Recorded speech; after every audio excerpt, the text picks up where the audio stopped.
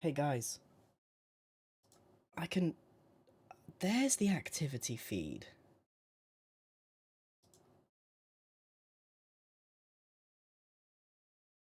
Lissa111 subscribed for 1 month. Thank you. Hey, look at that, I can see it. It's a hype train. I still don't know what that is, by the way.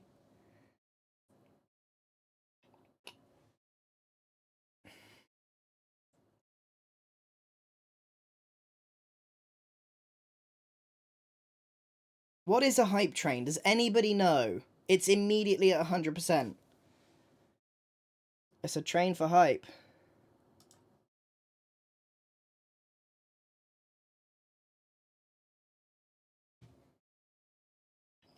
What notification message? What are you talking about?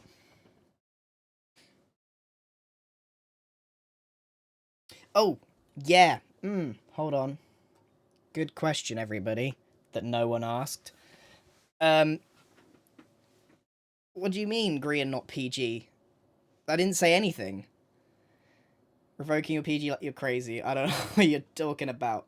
I didn't even say anything. You're here though. So, right, got lemon and ginger tea. It's a tracker of how fast people are donating to you. Why Christmas lights? Because it's only 9 months until Christmas. Thought it was obvious. Camera reversed. There's a very real chance it's reversed. It's flipping it all over the shop. I need to find Max Blunder. I don't know where he is. I haven't seen him in a while. Yeah, today we are going to... I'm streaming, I think, today, tomorrow, Saturday.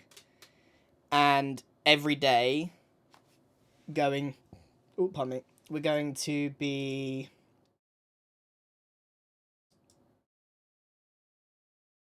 raising money for the Ghana School again. Hopefully there's a pinned message with the GoFundMe. I'm gonna click it myself. Is there a GoFundMe pinned? Help me out, chat. Focus not focusing? I can't do anything about that. It's lost.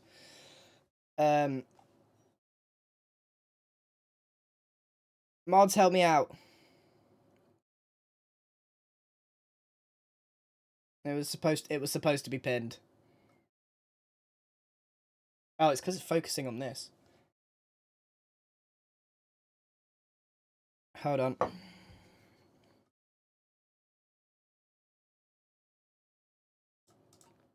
I'm just gonna link it myself. Oh, it's a long link for some reason. Anyway, there we go. Thanks, Julia. You're the best. Can you pin that? So there is a help fund Denyase Men preschool. If you don't know what that is, we basically were raising money for this for years now. We've taken a bit of a break because the school was schooling, but now it needs some repairs. There's 167 children, of course there is, that I got told that are currently at the school, like using the school. So if anybody has a spare pound, chuck it that way, because there are some pictures, there's some words about where the money's going. We're basically looking to buy more tables, more chairs.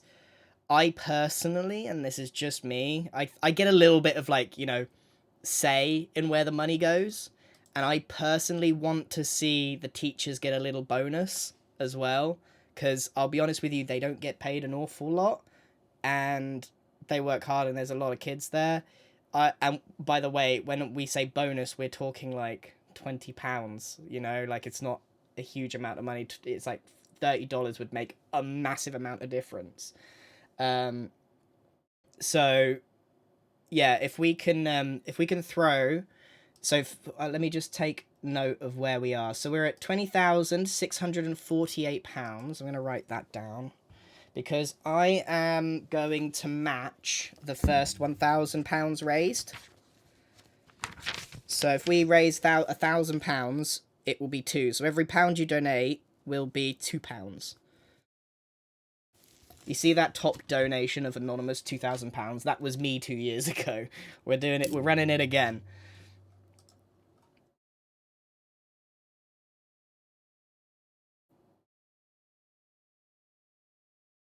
So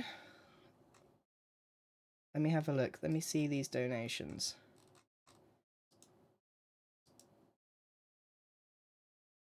These are all from 2 days ago. Hold on, maybe I need to refresh it. I don't have a live feed. Yeah, there's already been a few £100. Thank you so much. So I'm just going to read some out. Obviously, I can't do any dono reads while we're going, but I will do a few more at the end as well. So Hannah with £25. That's a table, I think, or at least a chair. Jake, £75. That was 2 days ago. This is not very... Hold on. I need a better way of looking at these donations.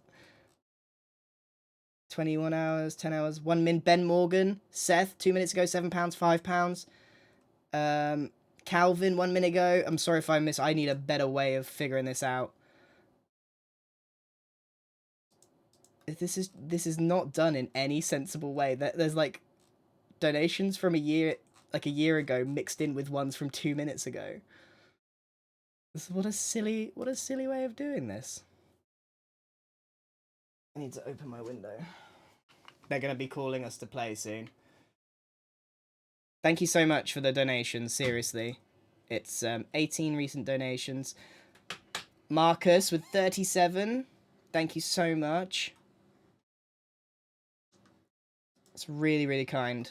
And it will go a long way. If you care to read, it will show you exactly what's gone on. Like, you can see the school, you can see the bus that we funded. Oh, here it is. There's a monthly breakdown of costs. The total staff pay is £440 for all the teachers. That's not a lot. The minibus fuel costs nearly as much. 2026 update. Here we go. We currently have 176, not 67, the other way. Ranging from 2 to 7 years old. The funds have established the school and supported its operation over the past 3 years, and they're looking at replastering the walls and sort of improving the quality of the building, get more desks and seating to accommodate the number of students, because there's a lot more. More learning resources. They have a couple of ambitious goals. They want to get a computer room. They want to get some computers in there so they can learn some digital literacy. That's pretty big, as I think we all know. And I think one of the other things, they have imagine 176 students. They have one small minibus. I don't even want to think about how they make that work. They would like another bus if possible. So they're doing the world of good over there. So thank you so much to everyone who has donated. We've already raised a couple £100 here, I can see. Wowzers. Wowzers. I really wish there was a way to see the donations better. There must be. There simply must be.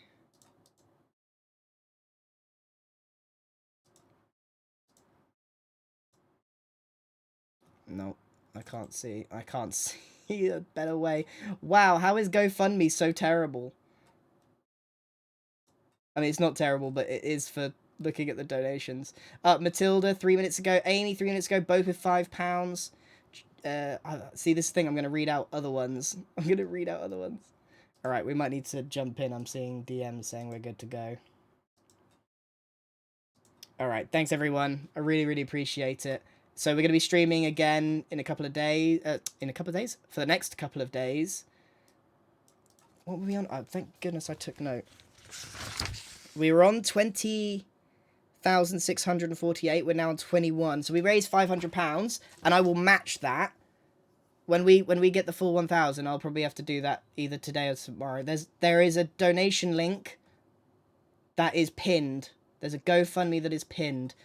Seriously, £1 or £2 goes a long way. You heard that the the teachers' salaries are £440. If we raised £5,000, we would fund the salaries for a year.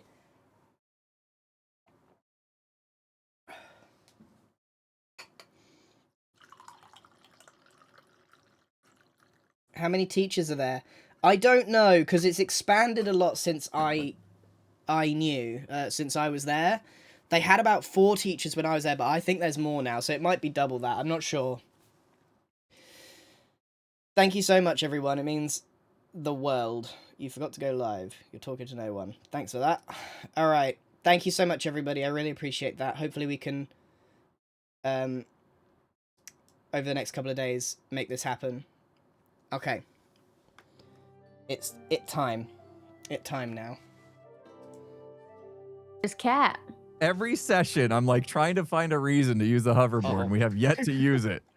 Come on. I also have a cart that'll appear at some point in our campaign. Oh, I have access to a cart. I literally managed to fat finger and exit out of Edge there. So cool. Oh no. Oh. All right, I think we're good. Let me It's our boomer. He's here. Test. He has to be walked through the streaming setup every week. All right, we're here.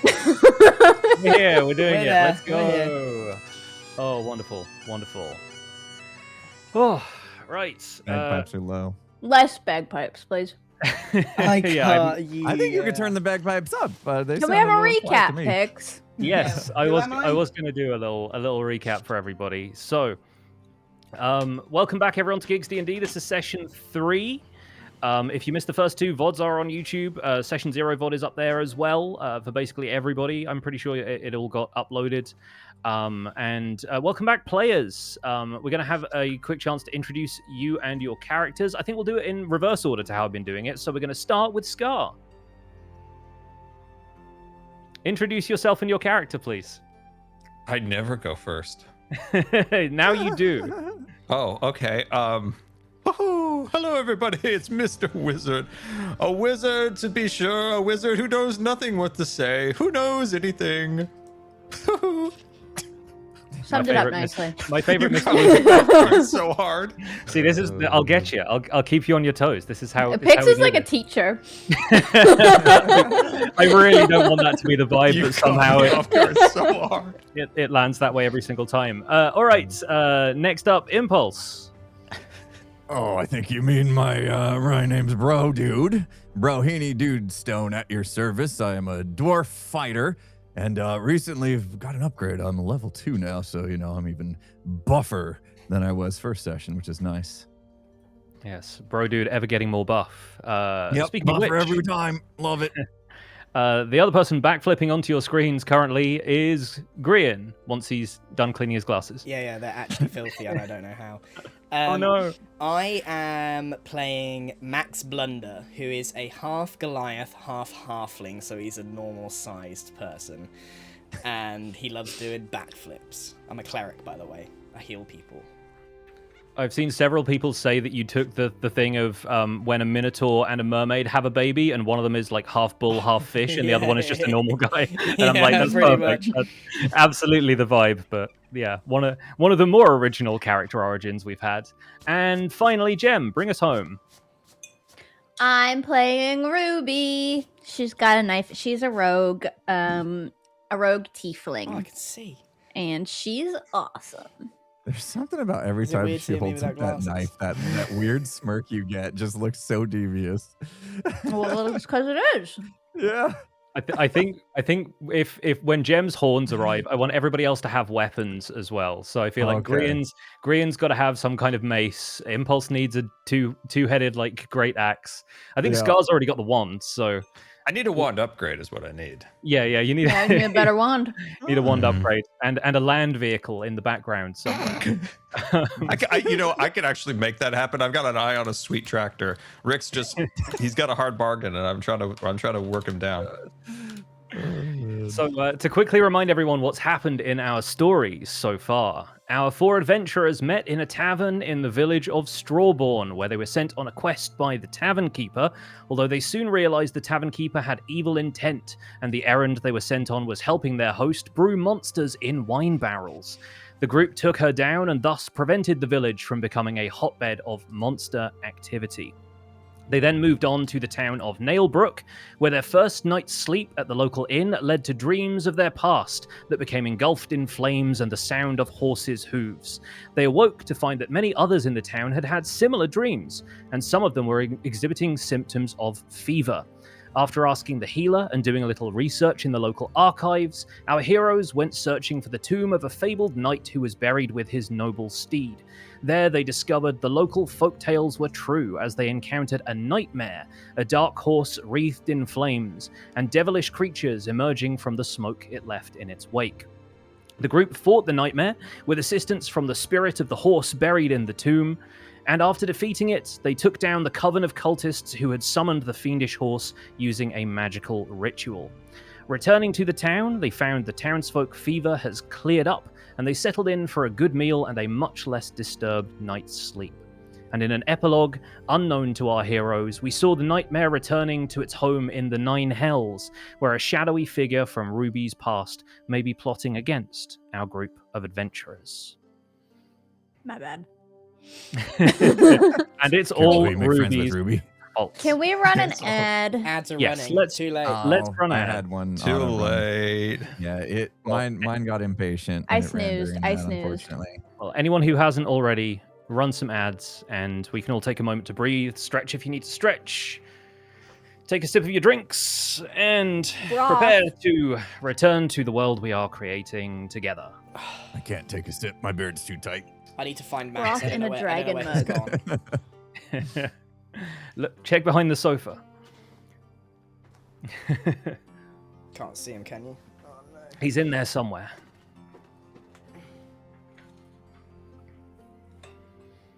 There he is. Is that Max Blunder, or was that Max Blunder the whole time? How proficient is Etho in doing backflips? Probably pretty proficient. We'll never know. Well, he told me Wait. once he left gene stains on the wall because he was doing handstands. That's right. I didn't know this Etho Lord. So, yeah, he randomly came up to me on Yeah. Hermitcraft one day and declared that. He must have some really dark genes as well to be leaving stains. Or really dirty jeans.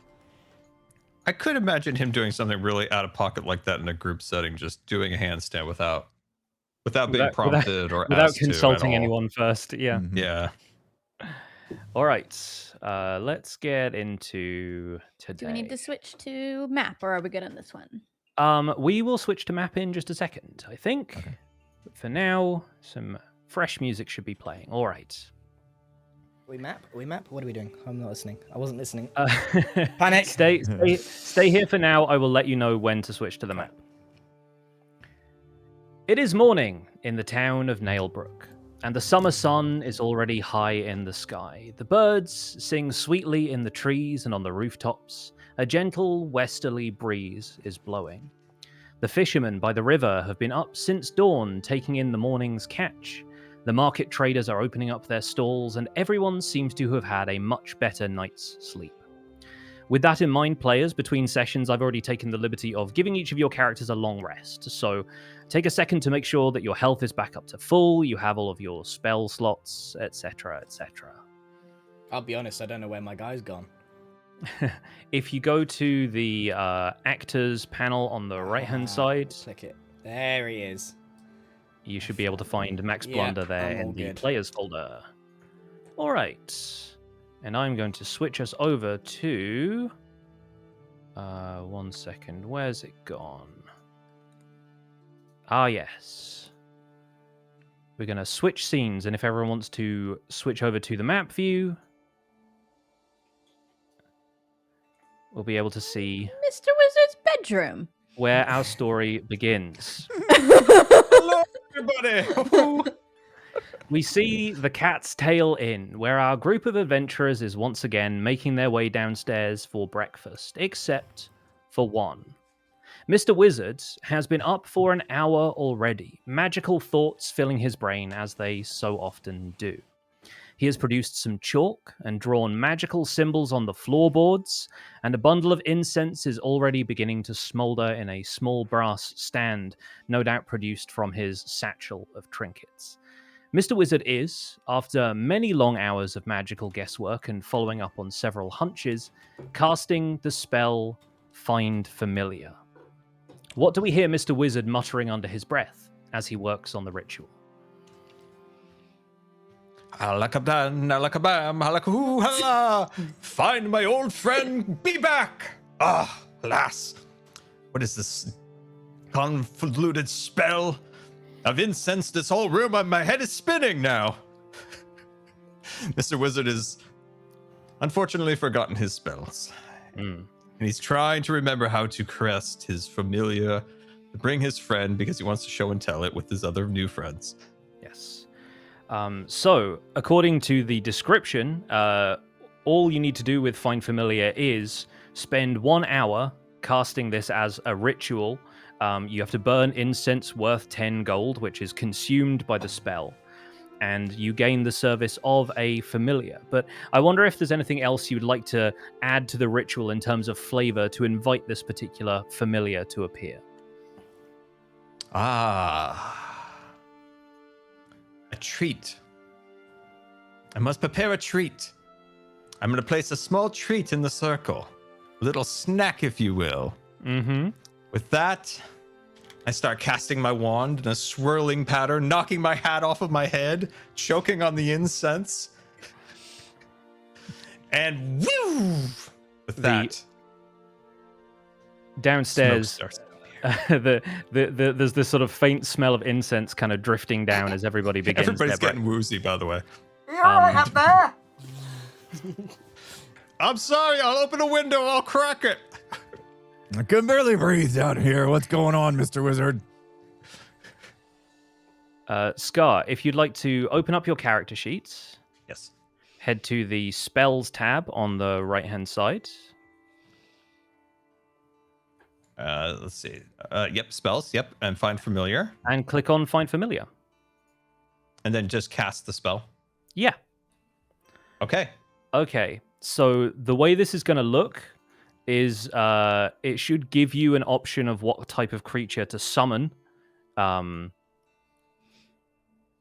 It pops up with Celestial, Fey, or Fiend. And if that's not popping up for you, don't worry too much. I can do some of this it for just you. gave from me my the side. find familiar tab with all of the like characteristics of it, but nothing to like click. It just says refund resource. That's the only thing it great. gives me an Yeah. option. Okay, that is fine. That is fine. I will handle that from here in this case. What kind of creature is Mr. Wizard's familiar? Cat. All right. So, as the spell completes, there is this moment where you feel the power coalesce. This feeling of creating a niche in reality and magic flooding in to fill the space. And nothing appears in the circle. The ritual completes, and you are still alone in the room. God, gosh darn it, it didn't work again. I need to burn more incense. But then as Mr. Wizard is contemplating what might have gone wrong, the breeze blows in through the open window and you hear a faint meow from behind you. Oh, there we go. What is that? Oh, You turn to see a cat Oh, it's yawning Oh, I got it. and stretching its paws out in front of it, briefly extending its claws out. And then it kind of shakes its head with a little flappy noise and hops down onto the bed and then onto the floor into the magic circle and starts gobbling up the treat you have left for it. hot dang, you finally here, little fella. I must show you to my friends. One of Mr. Wizard's long arms, sort of like hands kind of dangling low by his sides. The cat sort of sees this and like rears up on its back legs and tries to like nuzzle into your hand. Ah, good to see you, my friend. It's been a very, very long time. Come with me. I want to introduce you to my friends. While you're heading on downstairs, please feel free to describe what this cat looks like and what Mr. Wizard calls his new companion. Well, of course, we call her Mrs. Cat, and It's right Incredible. there. It's right there. Okay, I'm making sure that Mrs. Cat is under your control at this point. So you should now be able to move The cat is married. Mrs. Cat around. I have so much hair in my mouth. Okay. Yes, Mrs. Cat. Come, Mrs. Cat.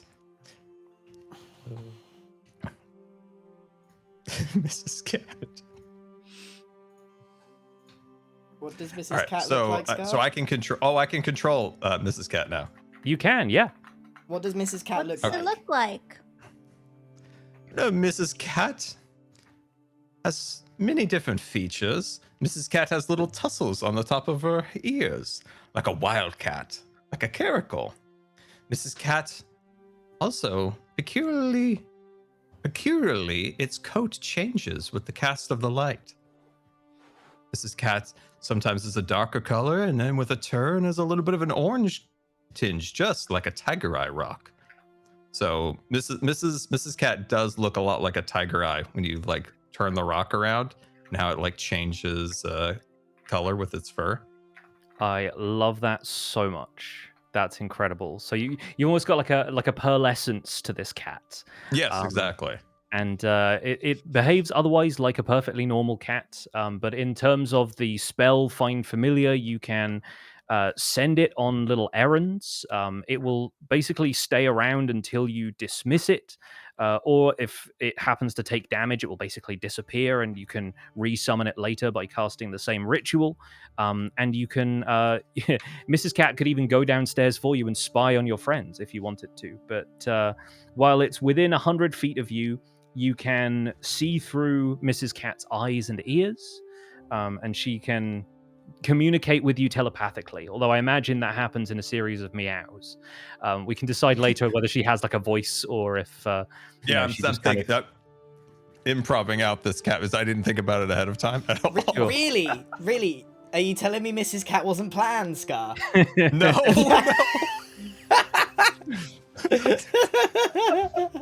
No way. I've been a bit of disposed lately. I haven't had a lot of time. Doing a little improv action here. But I like great the improv. idea of like a tiger eye rock. Like That's if very the, good, that's the very coat of a good. cat.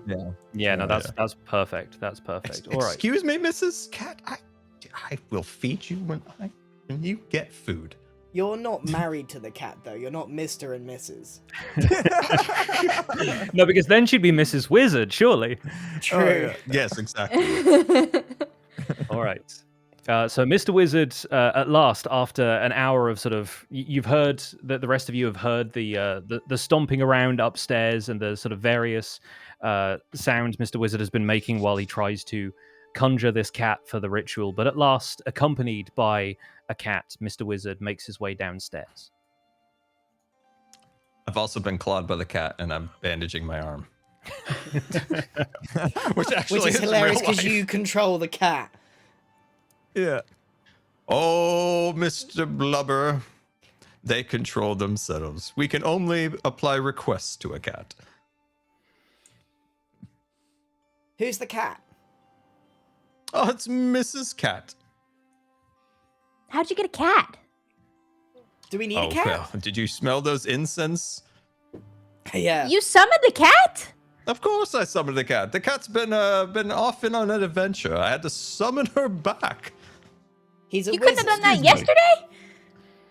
I've never seen a cat in my life. Explain to me, what is this creature? What does it do? Mrs. Cat looks at the little man and takes a step back. She has never seen a dwarf either. Wait. You're a wizard, right? And you can cast fireballs and all sorts of things. And you used your magical powers to summon a cat. Of course, it's a delightful companion, and a companion that takes care of themselves, unlike other creatures you have to feed. Can the cat Can I pet her? Do you control the cat? Yes, you can. Do you I control can the cat? apply requests. I can request the cat to do something, but one can never tell a kitty cat So what to do. just to clarify, because I don't want things to get weird. If I scratch the cat, I'm not scratching you.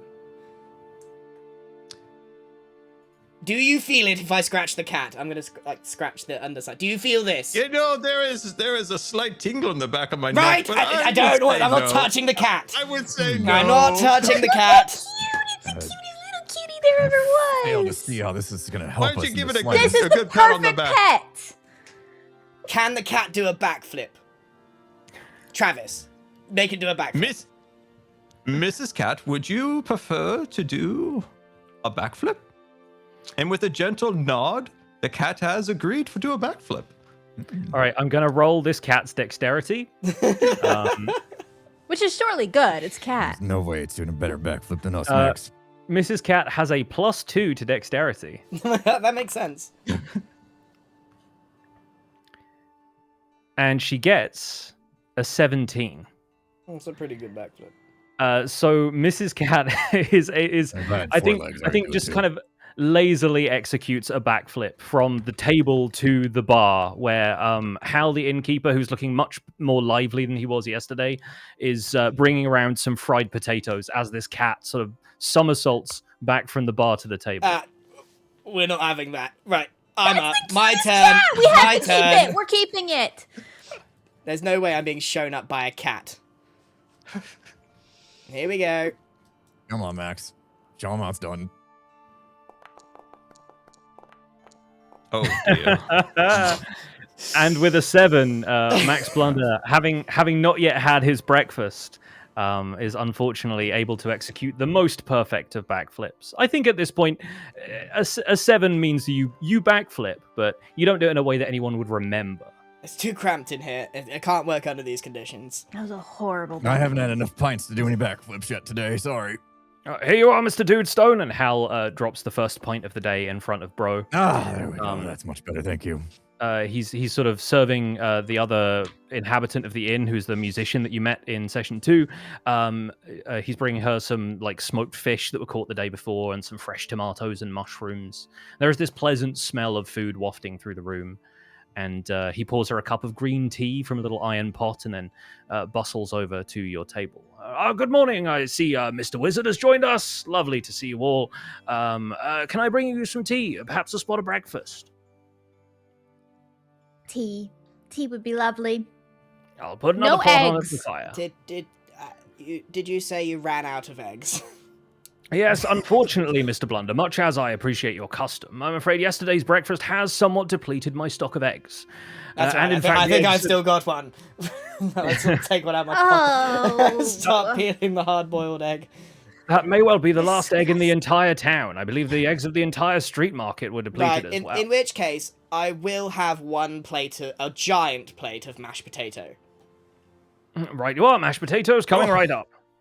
And what can I get for you, after my gentlemen? own heart, a good potato can go a long ways. Potatoes I could for use you a then. plate of meat. Any meat you have.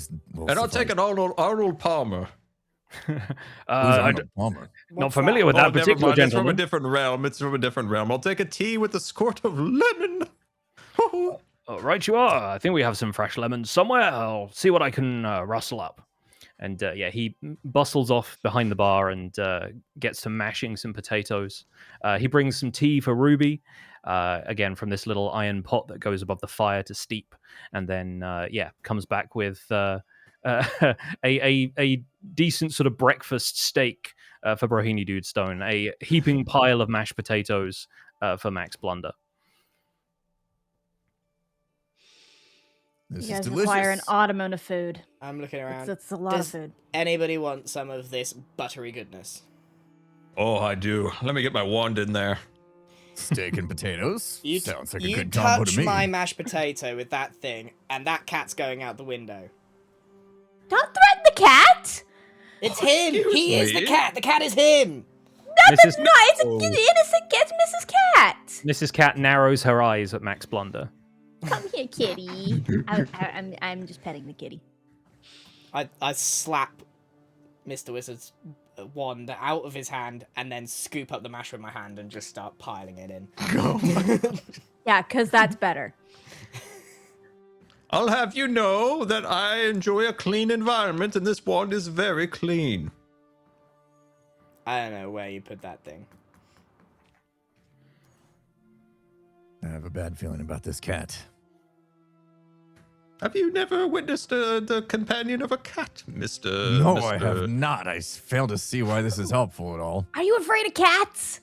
No, maybe. I think he may be afraid of a kitty. He's afraid of cats! He's afraid of a kitty. It makes my beard itchy.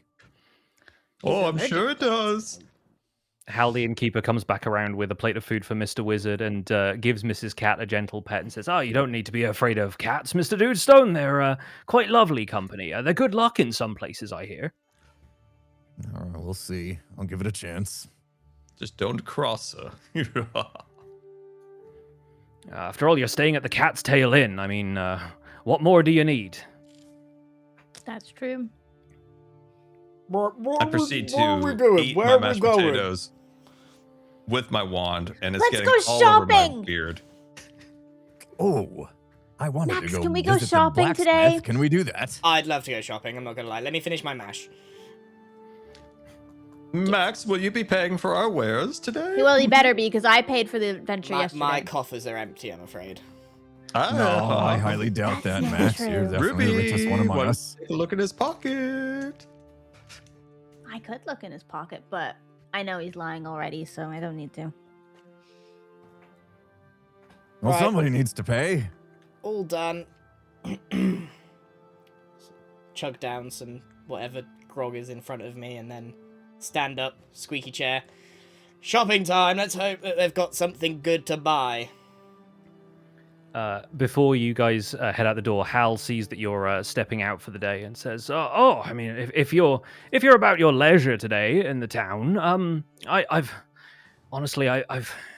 heard a few rumors lately that well, these are local tales, you understand. But I was thinking about the egg situation, and if local tales are to be believed, there are some pretty spectacular wildfowl to be found in the hills north of town. I remember another party of adventurers came this way, and one of them went into the wilds alone and came back with a huge egg. A single egg, mind you, but it made an omelette fit for a king. It'd be quite the event to make a breakfast like that again. I'm assuming that you're shipping out with the rest of the caravan headed for Mythreach tomorrow. Magic egg? Now, it might be magical for all I know. It certainly made a decent omelette. A caravan? To Yes. Mythreach? Tell me a little more about these eggs. Why are you stuck on the eggs? Well, I'll tell you about the eggs first, but I have to say I confess to know very little. They're giant and blue, perhaps the size of maybe 20 eggs or more in a single shell. Quite remarkable stuff. There was a group of adventurers came through a little while ago. It must have been, I don't know, 3 months maybe, but I expect the creatures are still there. They lay some prodigious eggs up there in the hills. I won't lie to you, squad. We have a new top priority, and it's a giant egg. I thought we were going to go shopping. Shopping Under your first. On the We way. can do both, can't we?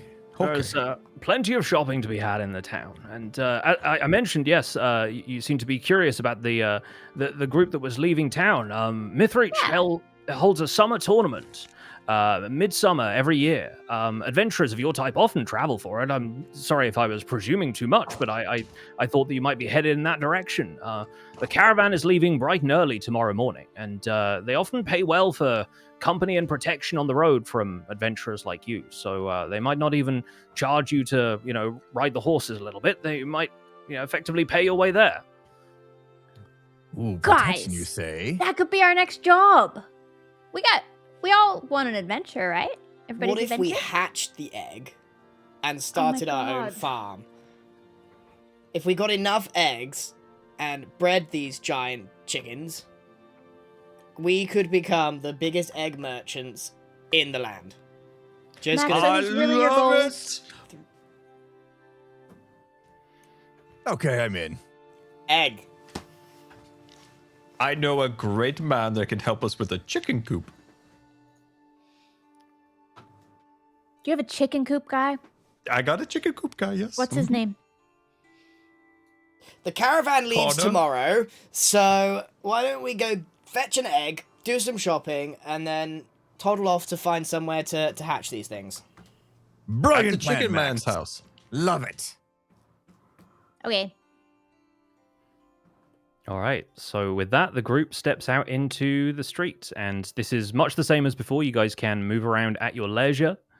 You can drag your tokens around where you will. Scar, you obviously have the option to control Mrs. Cat as well.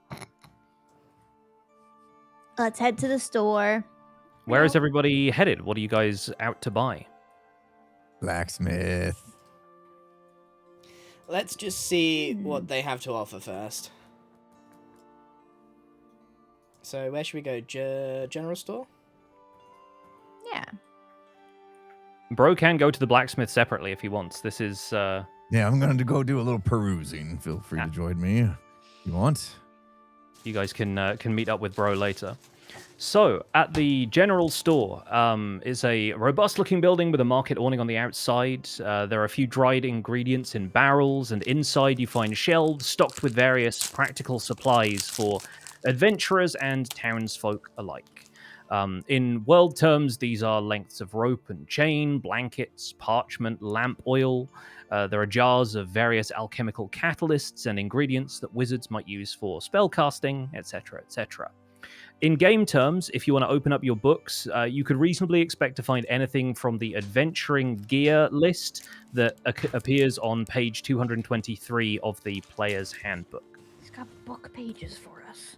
Yes. And Top of his head. while you're looking at that, it's not off the top of my head. I have it written down. Trust me, I'm not that encyclopedic about D&D. But while you guys are having a peruse of the goods at the general store, maybe we can go over to the blacksmith and we can see a little more of Brohini Dudestone. And for that, we can actually go over to a different scene. If you'll bear with me 1 second. Mrs. Cat, go keep an eye on Mr. Bro. So I have set this up so hopefully everybody should be able to see Bro's character token on the screen now that I've changed the scene for everybody. So is that showing up for you guys? Not loaded yet. There it goes. Yeah. Got it. All right. So as Bro heads into the blacksmith, you see a plume of smoke rising from the chimney above the blacksmith, but it looks a little different to yesterday. Yesterday it was a billowing black cloud, and now it's more of a calm, hazy grey. And the inside of the forge is sweltering hot, and as you enter, you startle a human boy who's no older than 16 by the look of him. He yelps and loosens his grip on some pliers he's using to hold an item in the flames of the forge. And opposite him, the dwarf blacksmith cries out in frustration, and her hand darts into the forge, pulling back a piece of heated metal held between thumb and forefinger. She thrusts it back between the pliers and clamps her other hand over the handles. Says, "Careful, Robert, or for every customer we'll sell to, we'll lose another piece." And she shakes off her hand, but you can tell that this red-hot metal barely bothered her as she touched it.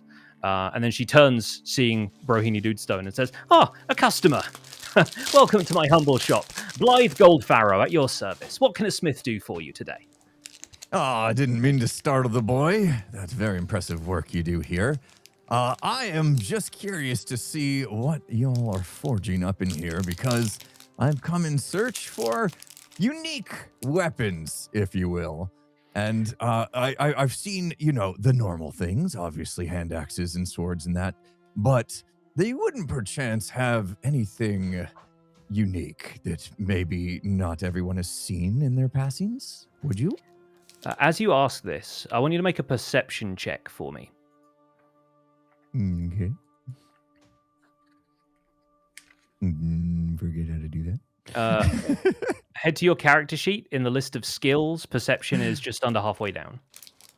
And if you shift click, it'll just roll it without the pop-up and everything. Yeah. Okay. Oh, that's unfortunate. Yes. Not again. And she takes advantage of him and steals his book. That was a 2 for those who can't see. Yes, yeah. Please do call out the numbers on these Oh, rolls yes. as well. That's super helpful for people. I think you're so focused on the forge area with all of the smoke sort of rising up and the just having startled this young lad that the the shopkeeper sort of directs you over to the what to you is the left-hand half of the store as you're facing in towards this counter, where there are clearly a bunch of weapons and armor and things on display, and says, well, if it's weapons you're after, take your pick. There's plenty of stuff here. And she kind of comes out around the counter and says, well, yeah, no, there's a lot of stuff here. I think a lot of it you'd find fairly ordinary in terms of, weaponry and the like. I expect you've seen plenty similar on your travels. I do, of course, specialize in things of dwarven make, but, as a kinsman yourself, I have no doubt that you'd probably understand this stuff just as well as I do. It is an impressive assortment, but as you say, fairly common in my passings.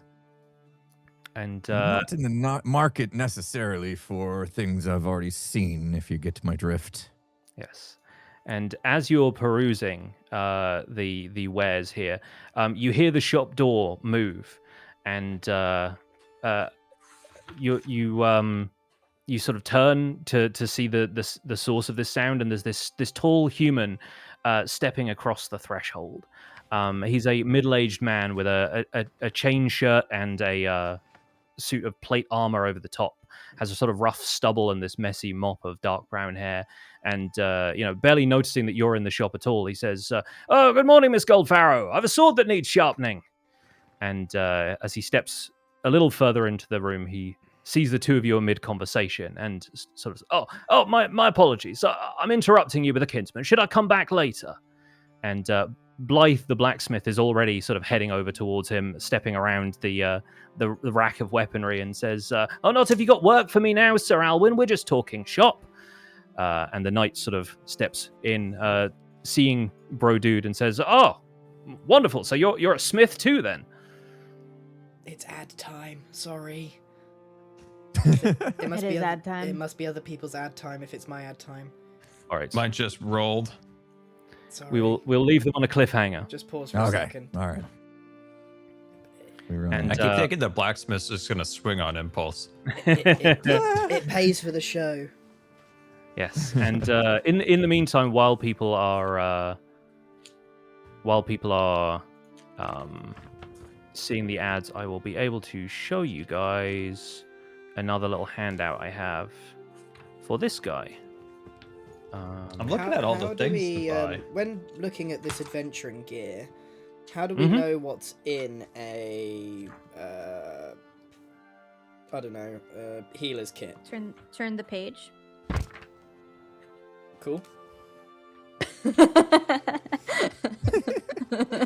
Sounds good. It's my favorite bit of instruction to give, really. Yeah. You have to keep reading. Can I put the net over people? Certainly something you could try. Yeah. Oh, look at this art. Yes. Look at this. Thank you so much to Duty. Has been working on some He really said really cool Duty. stuff for this session. Yes. They're at Kitsune is I, wherever you can find them. So Good. a fantastic piece of art for this as yet unnamed stranger, although I think the blacksmith may have mentioned his name.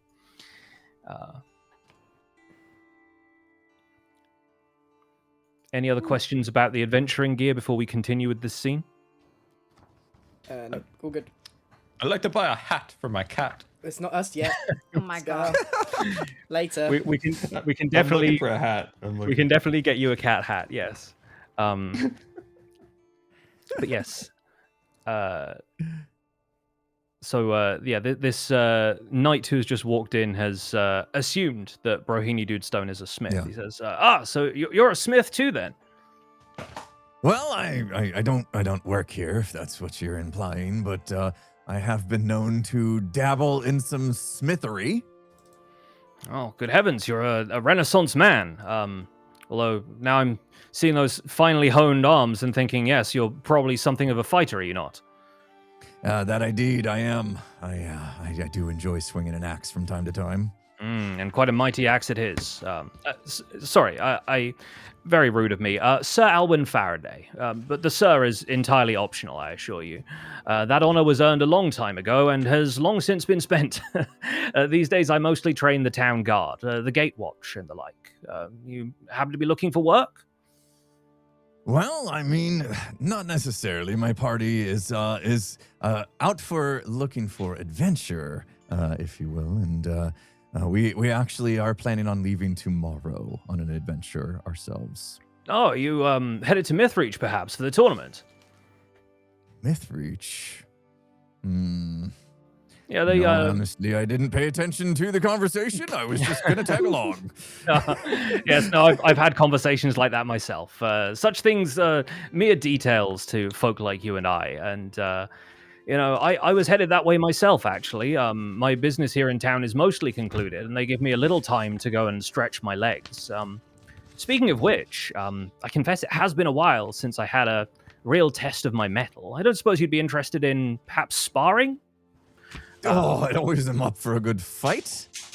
I dare say you've had some experience, but I imagine in my advanced years I could teach you a thing or two. Although, forgive me, I've no real read on the lifespan of a dwarf. But to me, you look young and healthy, so I imagine we'll be pretty well matched.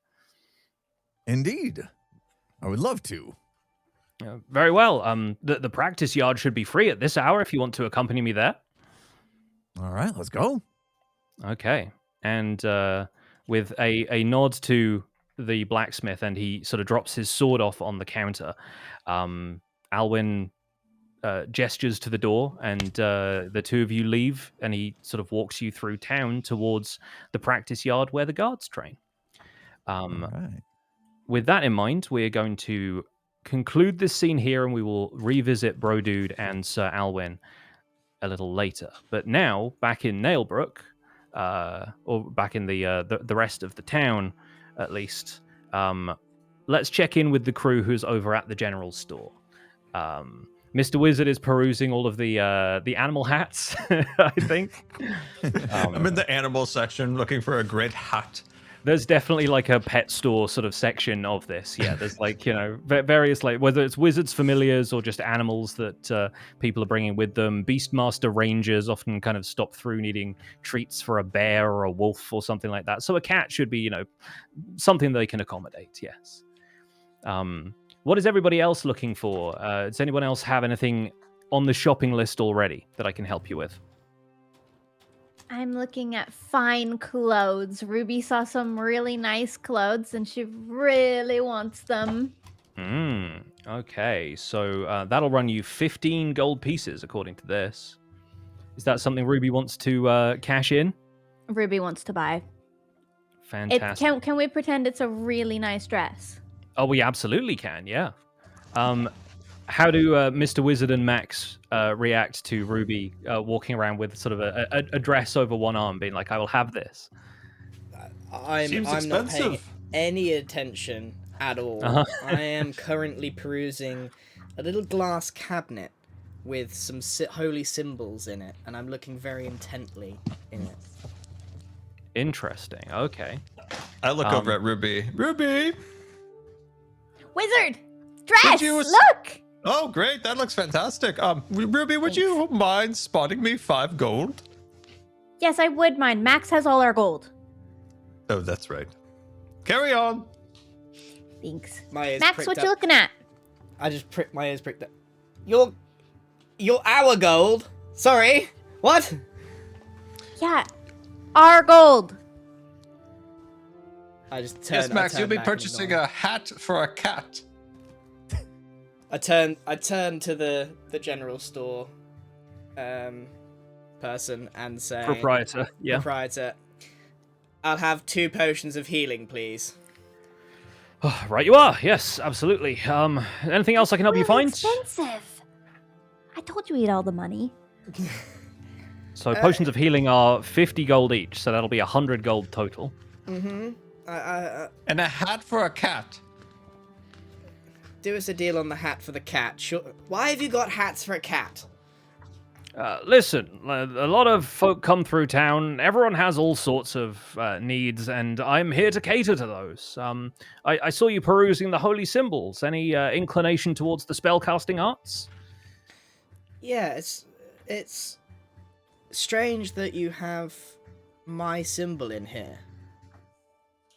And I was just curious how much these are. Oh, I'm surprised you don't have one already. If you're, you're already one of the clerical sorts. Yes, I'm wondering why specifically mine is here. Doesn't hurt to have another. Which is it? The paintbrush. Oh yes. Oh yeah. The symbol of Bros. Yeah. No, that's fairly common. I mean, the arts and entertainment often appeal to folk of a clerical sort. Generally, sort of healing through laughter. You know, that sort of thing. Well, Yeah. I have an amulet, but this one's an emblem.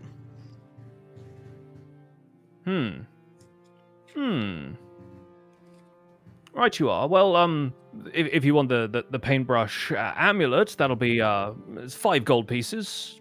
Pretty standard going rate for a holy symbol of that sort.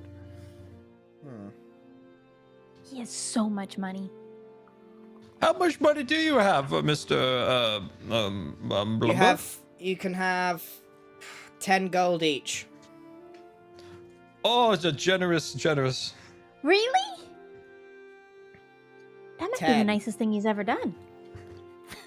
Considering how much gold I think Max has, he's handing out pocket money at this stage. But yes, if you want to subtract 20 gold from your inventory, if anyone needs a throw them reminder the on coin. how to do that. Yeah, I got it. I'm just going to make it what I would spend on the dress. Sure thing. Okay. I noticed we could buy an airship. What? Where? What? What? There's a sign over here. There's a book here talking about it's an airship Do salesman. you here. see an airship round here, wizard? I don't think even the folks at the Carriage Works have that kind of technology on display. You'd rather consult the gnomish artificers at Mythreach for that kind of thing. Are you done shopping, Max? Can It's I? 2 health potions, 1 holy symbol, 105 gold pieces so far. And a cat hat. And the hat, I think we can. Honestly, we've had a hard time moving them from the shelves. We can throw that one in for free. The dress, however, 15 gold. Here you go. So I when want a it's- jug. When it says emblem, it says born on fabric. Is this something I can like put on my cape or something?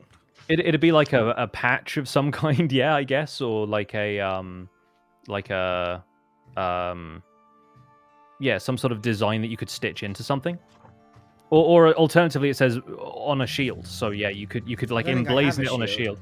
But no, no, you do. I'm pretty sure you do. Do I? Really? Yeah, yeah. Oh, I Yeah, it's do. in there. It's in your inventory. Oh, sick! I might put it on my shield. I love the fact that it could be a shield or fabric. Like those two are interchangeable. Yeah. I mean, it's.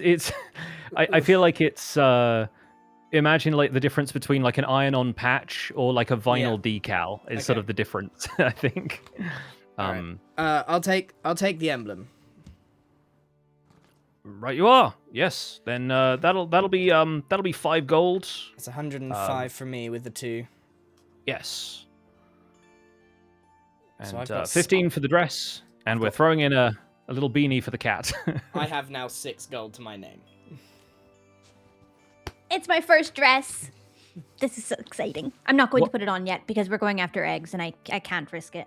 What kind of hat does Mrs. Cat have? Scar. I said a beanie. I was mostly joking. What's? I apologize. I was muted. Our good friend George is tending to his lawn. Grass for you, magical folk. I think the hat is like a witch's hat, kind of like look spirally. Love it. Yes. Yeah. No. Perfect. And Mr. Wizard would also like a crowbar. okay. Cool. Of all of the wizard things on this list. Yeah. So Did that's you an read additional. the list, Scar? Did you see how many useful things there could be? Could you tell me? Because I think I lost the page a while back. 223. I do love the fact that Mr. Wizard just wants a crowbar. I think that's perfect. That's insane. The shopkeeper says, all this talk of airships has got my mind racing, I tell you. Should I go into the airship business? Is that really something that They do folk seem like in you often more come through? demand than cat hats, or actually in the same demand from the same man. Well, yes, you seem like quite a unique customer, but I've had many I folk through wouldn't these get into doors. any business based on him. He's a bit like the wind. Comes and Mr. goes. Blubber, if you recommend any other objects, I quite enjoy this crowbar. Could you imagine the places we could get into with it? Or if there's an evil toad appears, we could squash it on its head. The Well, crowbar won you 2 gold, by the way. how much gold have you got, Scar?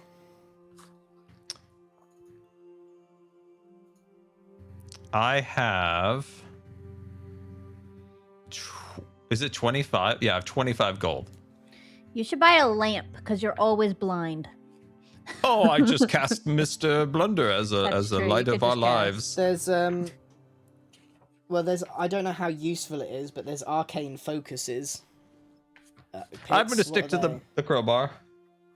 Mr. Wizard does have his arcane focus. He's got his wand. I think that's okay. what he's using to cast the spells. they? Right, okay. He did drop it on the floor. but when he's able to pick it up again, I think that's Max batting it out of your hand. I think it automatically returns to Mr. Wizard's hand every so often, like a lightsaber using the Force. Should we buy something for the small man? No, he's got his own gold. I'll get it. Right, and one map, please. Oh, you Can want a you map? read it? Map of the realm, right? That'll be a single gold piece. There we are. Right, down to 5. Right, we're done here. This is for food. Do we need to add this to our inventory, or are you going to do that? I will do that for you. So to recap, we have 2 potions of healing going to Max. Let me quickly find that in potion. There we go. We've got 2 of them. 1, 2. Great. We have a map. When it says 2d4, is that Yes. 2 times your dice plus 4? D4 is the 4-sided dice. So One that looks you, like it would 2 hurt. of those. 2 of those, basically, yeah. So it could- So maximum 8. And lowest 2. Plus 2, it Yeah. says. Okay, so the lowest it could Yeah, be plus is 2, 4. so yes. Okay, and the And- maximum and the it could highest be could be is 10. Okay. 12. Yeah, 10, yeah. Okay, that makes All sense. right. I think potion of healing is a good idea. I'm so happy with my dress. It's lovely. Can I go to the jeweler? You can. Bear with me 1 second while I drop some fine clothes into Ruby's inventory. I'm not going to wear them yet. They'll get all There dirty we in go. the egg hunt. And then, yeah, that's Ruby taken care of. Mr. Wizard wanted a hat for the cat. I think we'll just add that as flavor. Am I missing anything else? The crowbar. You wanted the crowbar as well. The crowbar. I love the crowbar so much. And It's then I've added the emblem on my shield, but I don't know if that is just flavor. yeah. Again, we'll just kind of flavor that in. But yeah, good that you have a holy symbol on your shield. That's very, very nice. Okay, fantastic. So Ruby splits off from the party and heads to the jailer. The jeweler. Sorry, Very the jeweler, different. the jailer. Yeah. So yeah, I think Brohini Dudestone has already left the blacksmith. So at this point, Bro is sort of out of the picture. We'll kind of put you over there for the moment. And yeah, Ruby, you head on into the jeweler. It's the same gnomish shopkeep who you met previously. It says, "Oh, it's you again. Hello. Welcome back." Hello! Ruby sort of skips inside and lays a garnet on the desk. How much would you pay for something like this? Oh my words. I think Yeah, flawless. Look at that. And yeah, she takes out like the little jeweler's loop and starts kind of examining it for any flaws and everything. It's like, no, that's quite well cut as well.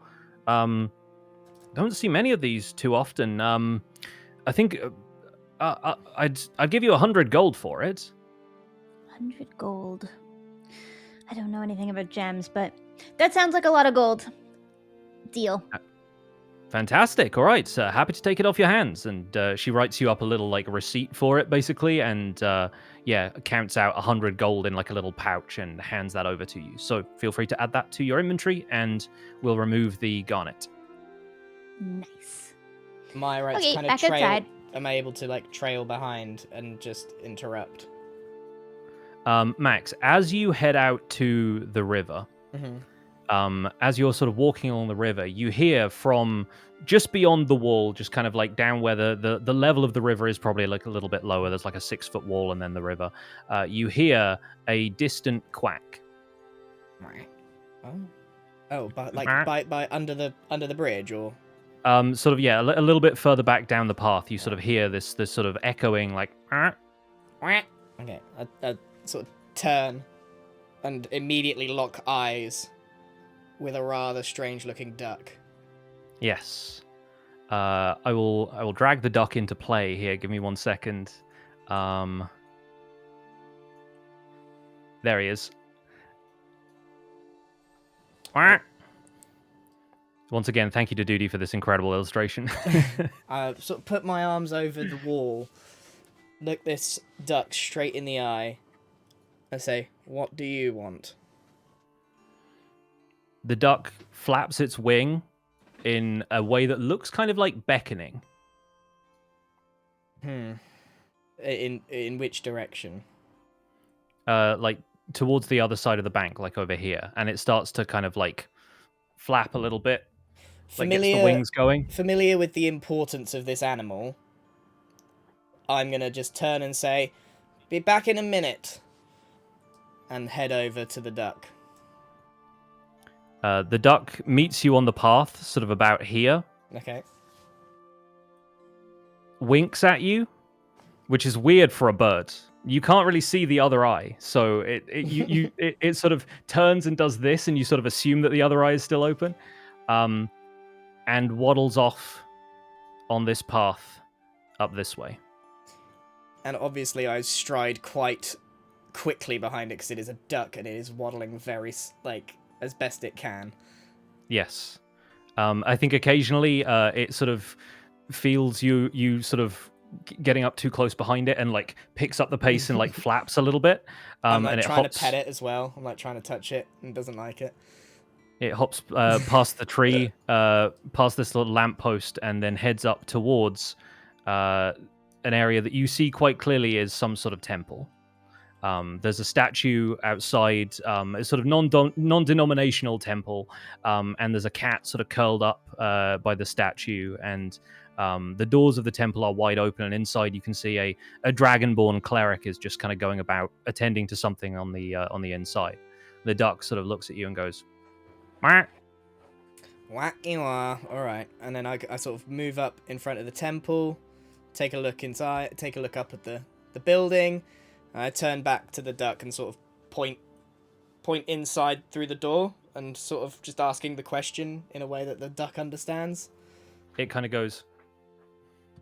It like bobs its head. All right, I'll play your game, and I'll go inside.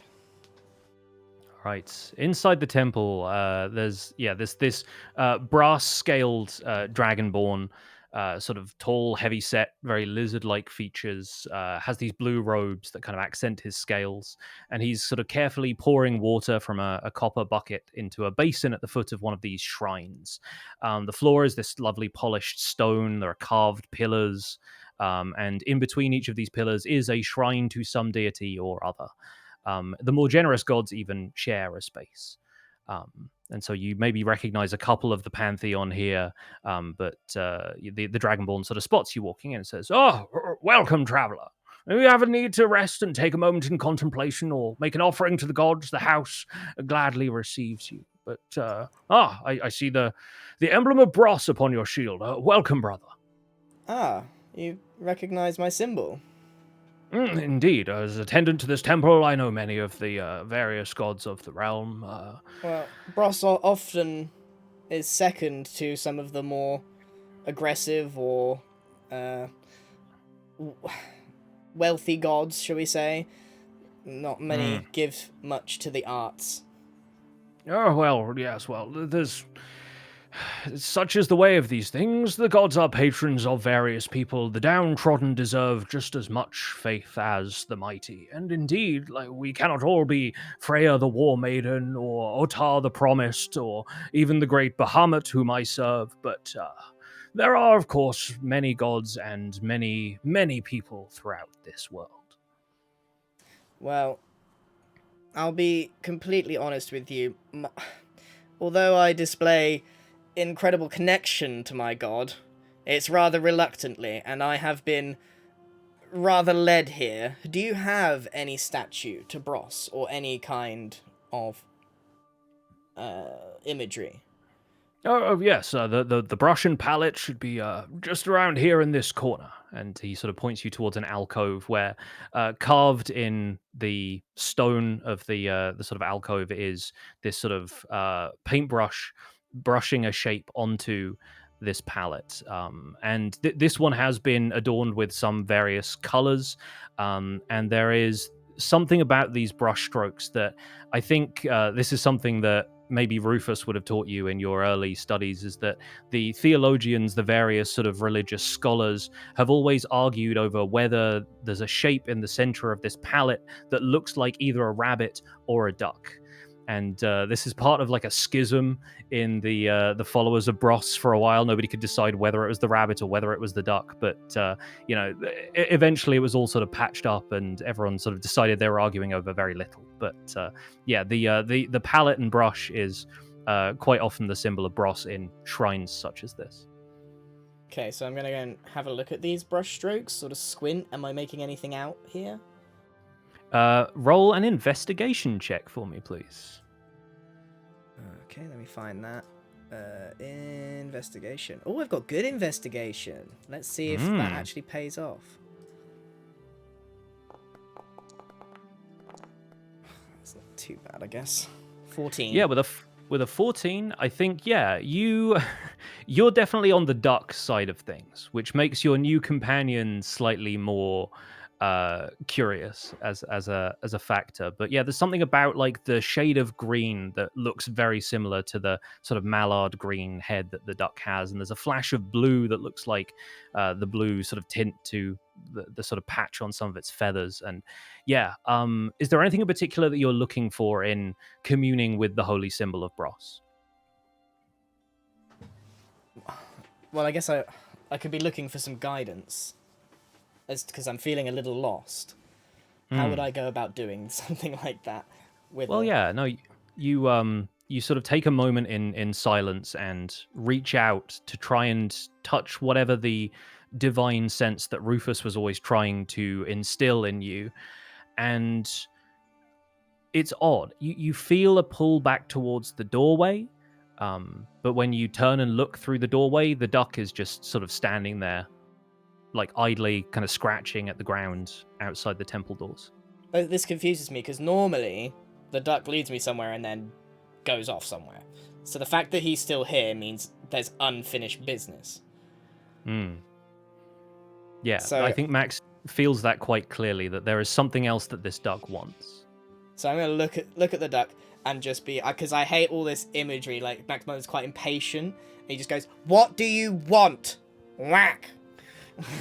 Quack.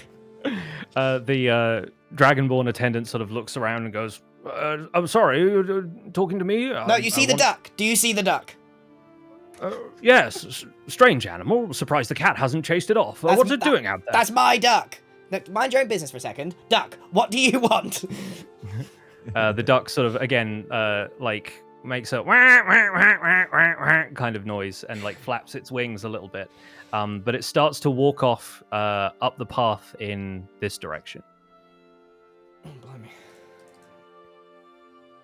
Right. Yes, I'd sort of talk to the Dragonborn for a second and just be like, that's a sign for me to leave, isn't it? If it is a sign you seek, then perhaps you have been given it, yes.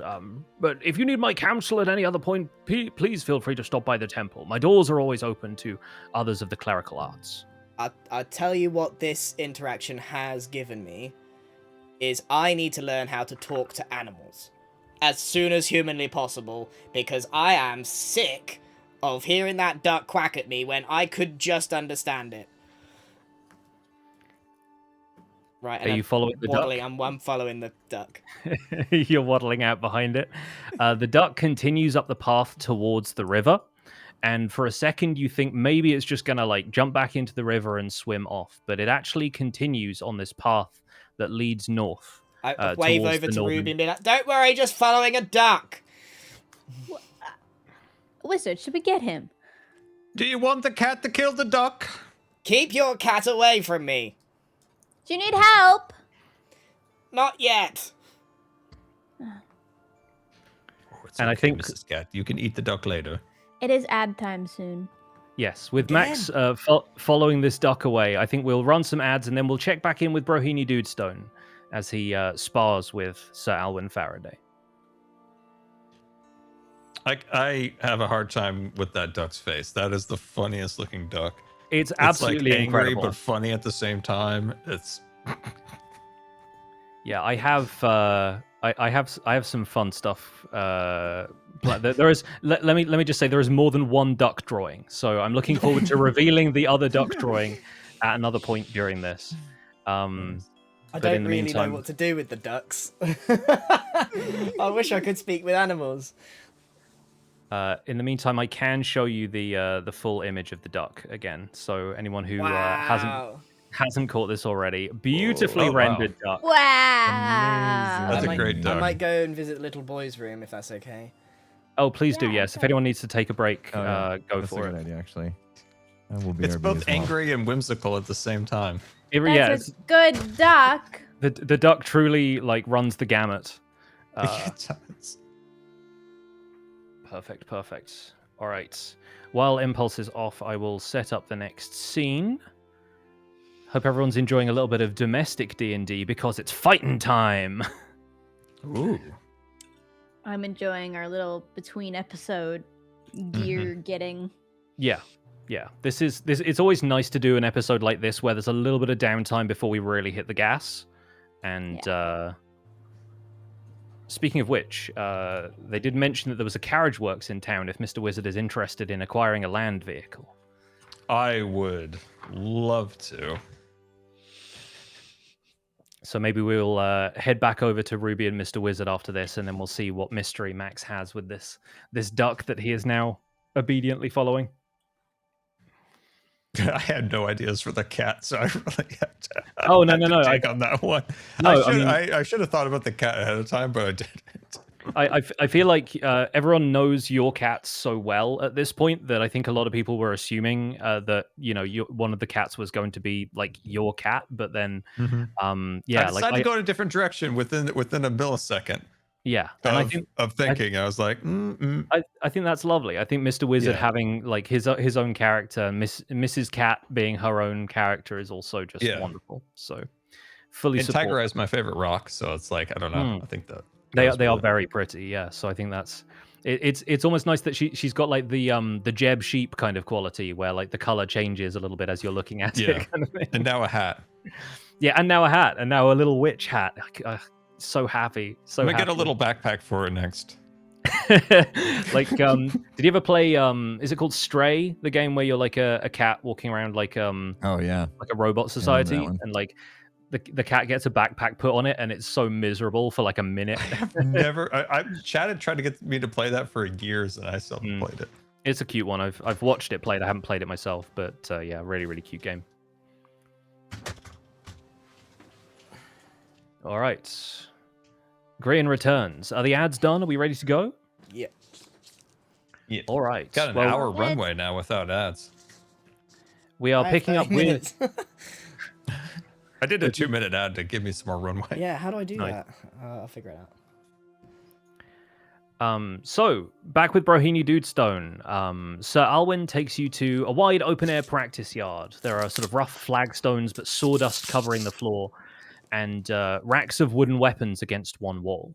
And so he's going to head over here to where the weapons are stowed, and picking up a wooden longsword from this rack over here. He says, "Well, I've no intent to test the sharpness of your axe, Master Dudestone, nor do I want to send you to the healer. So we'll spar with some of these wooden weapons. That way, we can hope to only come away with bruises. Find one with a weight that suits you." All right, sounds good.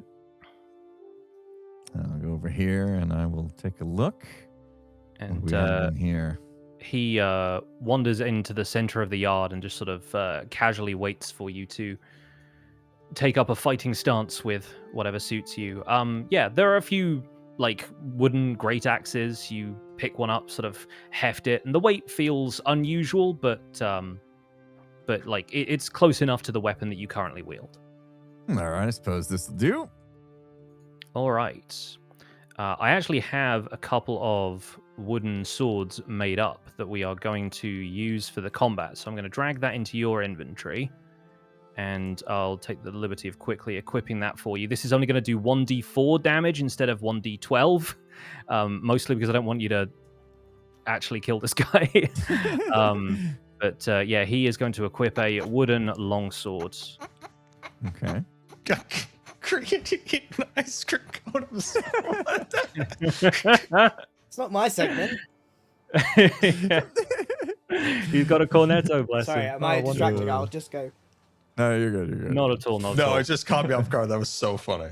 I was just wondering what Scar was laughing about. 'Cause All right, and having created an encounter, we're going to roll initiative. Okay. So I'll roll that for Alwyn. Oh, he got a 16. All right. You remember where to find initiative? I gotta remember. Is that the INT at the top? It's the initiative is Oh, it's underneath that. your armor Okay. class. Yeah, it's right I there. got it. I got it. Here we go. Rolling a. I thought it was gonna be a 1 again. Oh. 13, and it turns to be +2, 15. For a total of 15. So he goes just before you. He's going to say, now is the time as good as any. How about you? And he swings at you with his wooden longswords. Oh, and he critically fails. Oh my Okay. goodness. I will reveal that to everybody so you can see it in the chat as well. But yeah, he steps up and stumbles on the courtyard. Just like a flagstone kind of catches him off Wow. balance, and he stumbles into you. And my apologies, I didn't mean to rush at you quite that well. Oh my goodness. I've left myself open to attack. You better press the advantage. And we will move that over to your turn. All right. And now if I go to my great axe wooden, that's the one we're That's using. the one. Yep. All right, we'll give that a go. And I have an 18 Ooh. plus 3 plus 2, a 23. 23 definitely hits. So go ahead and roll damage for your great axe. It should be in the little chat bubble above. Where is The, my chat? I'm struggling. Okay. Here we go. Damage. Normal. Oh. All right. Okay, so he takes 4 damage as you take advantage of his stumble and strike back. He says, "Oh, yes. No. I felt that. I felt that, Master Dwarf. Very, very good." Yeah, thank you. I've been through lots of training in my day. I was ready for this. Aye, you certainly come at me with plenty of force, I'll give you that. But sometimes just rushing down your opponent what do? What if they can overpower you? The trick is to plant your feet right. Some evasive footwork often makes the difference between leaving yourself open and getting away. And he steps in, closes the gap between you, and swings again. This time he rolls a 13. Does a 13 hit your armor? That's the big number underneath your character 16, portrait. not 16. Okay, right. He's kind of swings low, but you're already down there and you're ready to block the swing. And he says, "Oh, I can see this is certainly going to be quite the meeting, right? I believe it's your move then." All right. right. I mean, it was a brilliant move, but I was ready for it, so here we go. Let's see what I've got this time. And I roll an 18. All right. Go ahead and roll damage. Ooh, coming at you strong this time, buddy. That's a 7. In response, he's going to parry. So he's going to roll one of his superiority dice, and he parries for 7. So if I go ahead and reveal this to you, he's using an ability that, like, just as you think you're about to land this blow, he swipes it away with his sword and stands back up at his full height and says, "Ha! You see, that's the thing you need to remember. Footwork. I was ready for that blow as it came in low. I brought myself down to where you were about to swing, and I was able to counter. Tactics sometimes are more important than the brute force that you're clearly very good at." I much enjoyed that. I feel like I am learning something new today. There you go. And as I said, evasive footwork will often make the difference between a strike well made and a chance to get away again. And he's going to swing at you once again with the wooden longswords.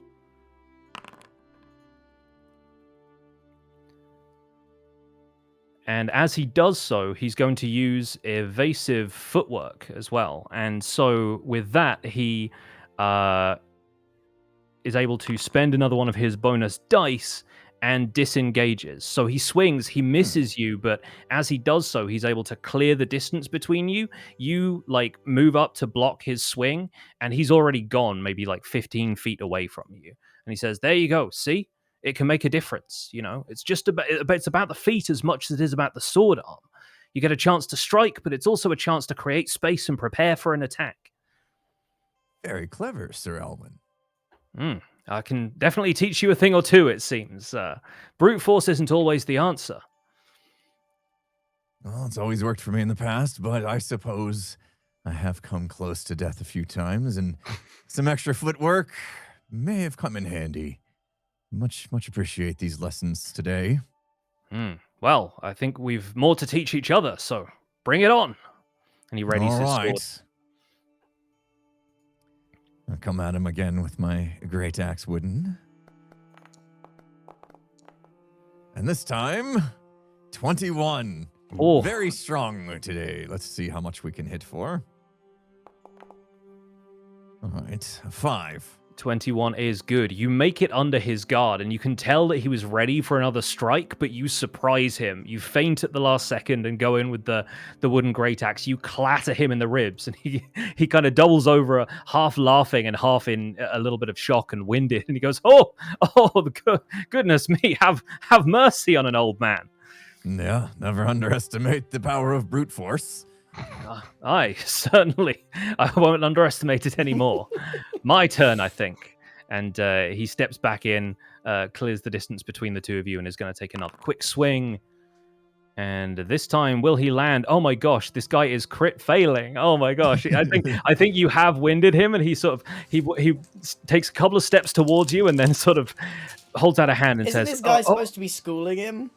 Yes, he says, "Oh, perhaps my better fighting days are behind me, but I'm glad you're learning, because you could certainly be a better fighter than I before long." What you lack in physicality today, you definitely make up for in the mind. So, no need to be so hard on yourself. Oh, I was always more of a tactician than I was a warrior, but that's how I end up being a teacher, I suppose.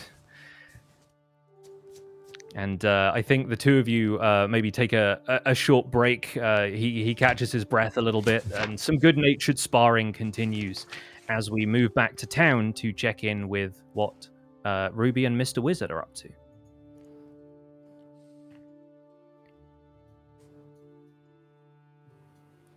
We find Wizard?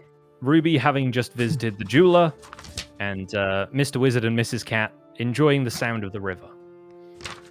Mrs. Cat just fished out a fish.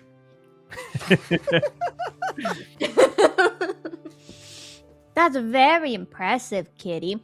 Wizard, I have a lot of money now, but Max is chasing after a duck, and I'm kind of worried about it. I did see him chasing a duck. I told him Mrs. Kitty would have taken it down, but he didn't Do you didn't think we bite should, on that. Should we sneakily follow, or do you have something else you need to do? I'd like to buy an airship. Oh, okay. What about maybe they have like carriages, right? Around, probably? Do they have a carriage salesman around here? I think so.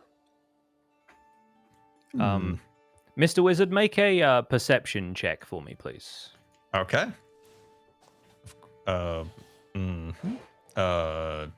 Yes. Oh, actually, click the right one. It's a normal, correct? That'd be a normal roll, yes. Okay, here we go. I'm rolling. A 13. For 17 total, very good. Yeah, you have seen a carriage works in town, the kind of place that would specialize in the fashioning of carriages, carts, and land vehicles of various sorts. I see it.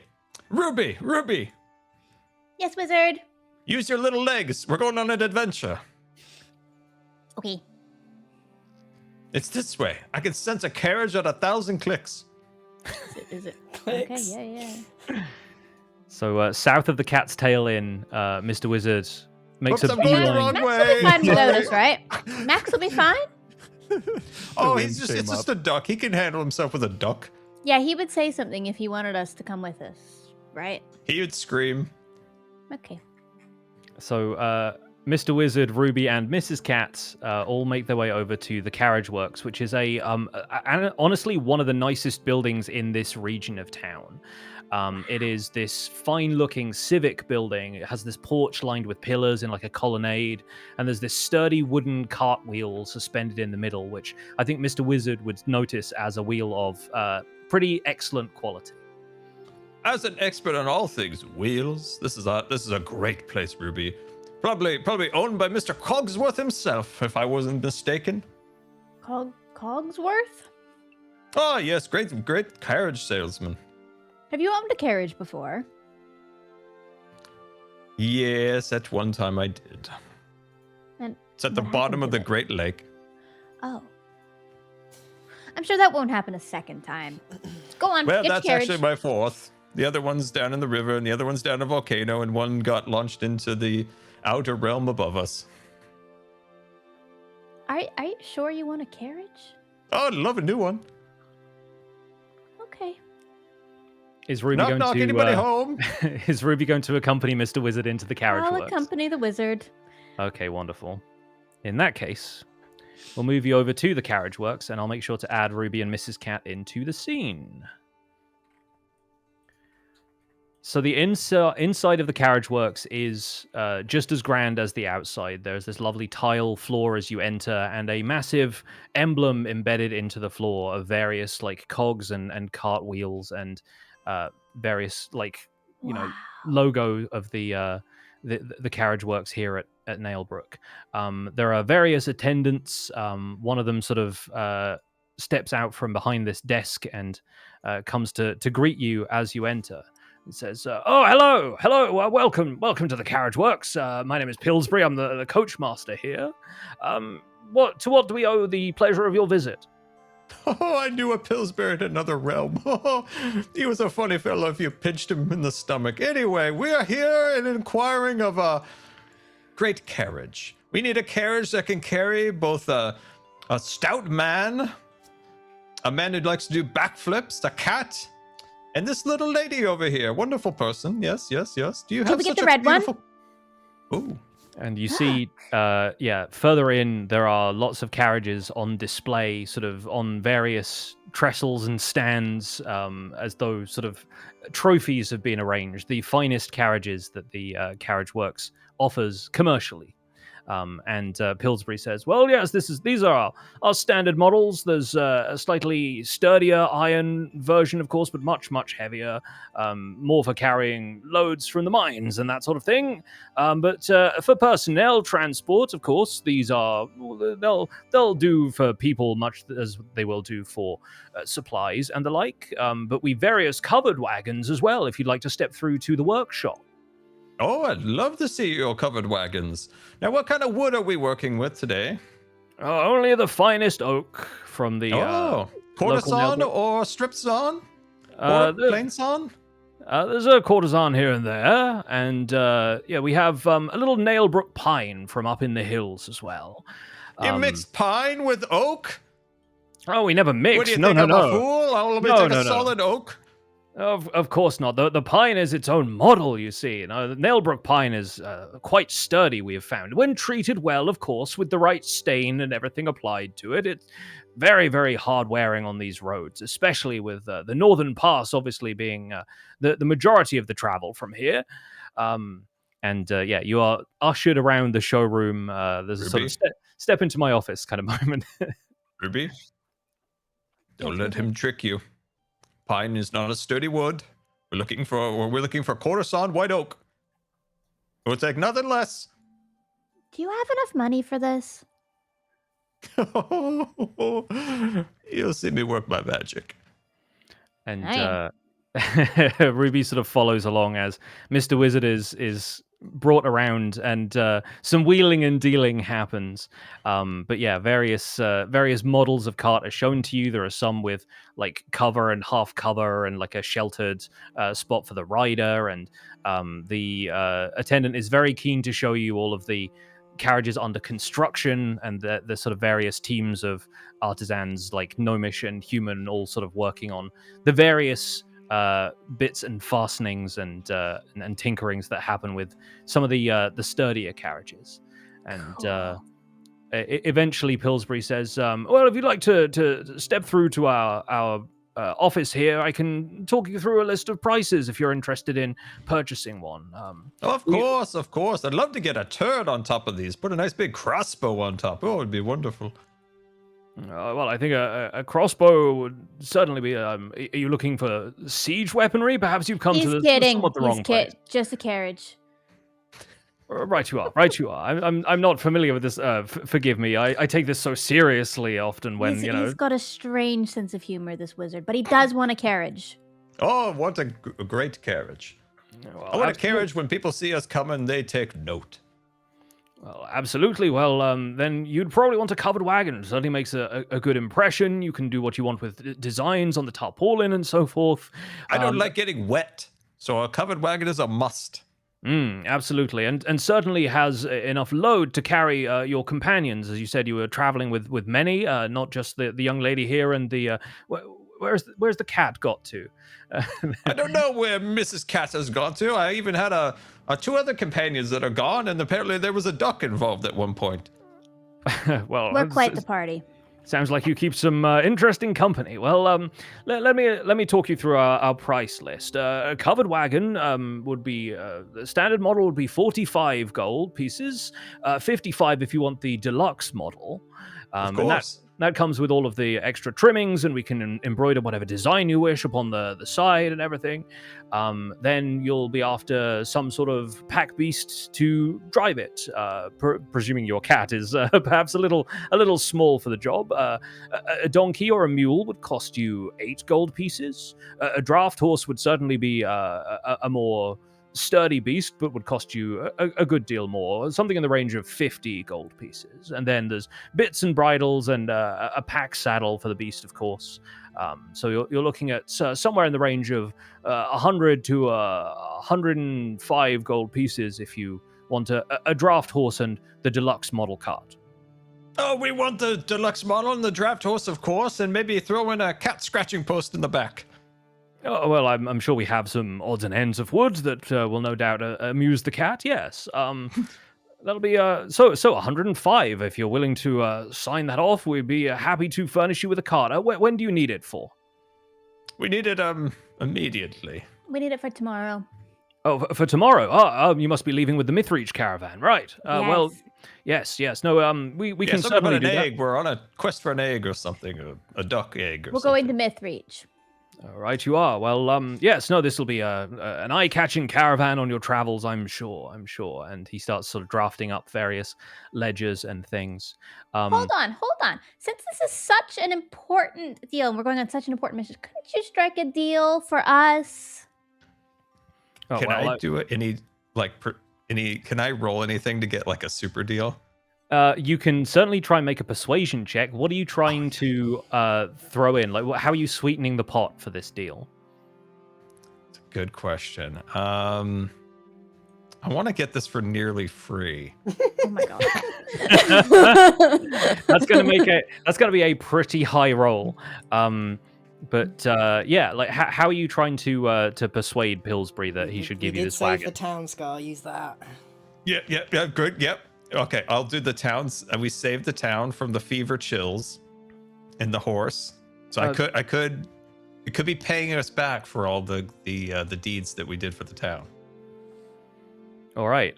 So yeah, you start to explain this. As you're explaining that you're actually the saviors of the town. Roll me a persuasion check, please. Okay, persuasion. Oh wait, wait. Where is it? Oh, persuasion. Oh my god, I had my key on it. Okay, normal roll. Okay, throwing that. Oh dear. Oh, That's an 8. an 8. Yeah. He says, "Well, this all sounds like quite the tall tale. To be honest with you, and you know, I admit that there is some ring of truth to it. We all had these sort of odd dreams and feverish feelings, but it's just a passing fancy. These things sweep through the town. No. I couldn't possibly allow that to factor into this. I mean, I've a business to run here, you understand. And yes, frankly, I think there's very little else I can do. If you don't have the coin, I'm afraid we can't offer it for anything less. Unless you want to downgrade the covered wagon, at which point you'd be paying maybe 10 gold fewer, so something in the region of 95, perhaps."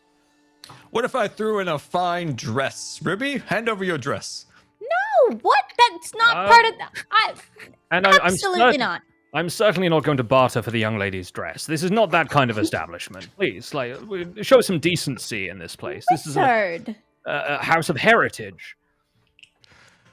Well, oh jeez, oh golly gee, how much money do we have with the pair of us? Oh golly. Wizard, I am not contributing to this wagon dream. I only have 25 gold. Why did we come here? That'll barely buy you a donkey in these parts, I'm afraid. Although an open cart I could let go for maybe 15 gold, and perhaps you could find somebody to sell. No, I think maybe we have a mule that we can let go for 8 gold, so that would come to 23 total. Wizard. Yes? What if we go follow Max up into the woods and we go get those eggs? Maybe the eggs will sell for gold if they're really big eggs. And then you could afford the wagon. That's a great plan. I quickly turn just for fun and I poke Pillsbury in the stomach and he goes, hoo-hoo, and then we off. Any more persuasion checks against Pillsbury will now be rolled with disadvantage, and you guys head out of the carriage works. All right, we are going to. Thank you, Pills guy. Well, I shall keep this paperwork on hold in case you return for later. We will. And yeah, you guys make your way out of the carriage works. Why'd you poke it? It's a Pillsbury Doughboy thing, and it's such a weird reference to people from the UK who don't get it. So Max, we're gonna head over to Max, because the duck leads you out of town, and you head up through this forest, sort of obediently following this duck as it sort of goes. It's sort of hopping from rock to rock and occasionally kind of fluttering up into the trees. Does a backflip. It might occasionally do a backflip. I'm gonna pause here for a second. Ad soon. Yes. Yeah. I will get through this bit of description and then we'll resolve what happens next. But yeah, after you've been walking for about maybe 30 minutes or so, you're sort of outside of town. You can distantly see the town wall. You start to see like a couple of little rubbly structures by the side of the path, and there are these statues. Some of which seem to be kind of like pointing in the direction that the duck seems to want you to go. And after maybe 10-15 minutes more walking on this sort of rough forest path, it widens into a clearing where there are actually a few overgrown flagstones sunk into the ground. There are these like weeds and brambles growing up from them. and there are a few standing stones, a few large slabs that look like they've fallen. They're perhaps the pillars of some sort of disused shrine. And a few more of these statues are posed nearby, and a lot of them look kind of quite detailed in their carvings. They have sort of simple clothing, like common folk. And amid this pile of rubble in the center of this glade is a massive tangle of twigs and shrubbery laid in the fashion of an enormous bird's nest. And from where you're standing, you can just about make out the rounded edge of a large blue-grey egg, speckled with spots of brown. And I think we'll run the ad there. All right.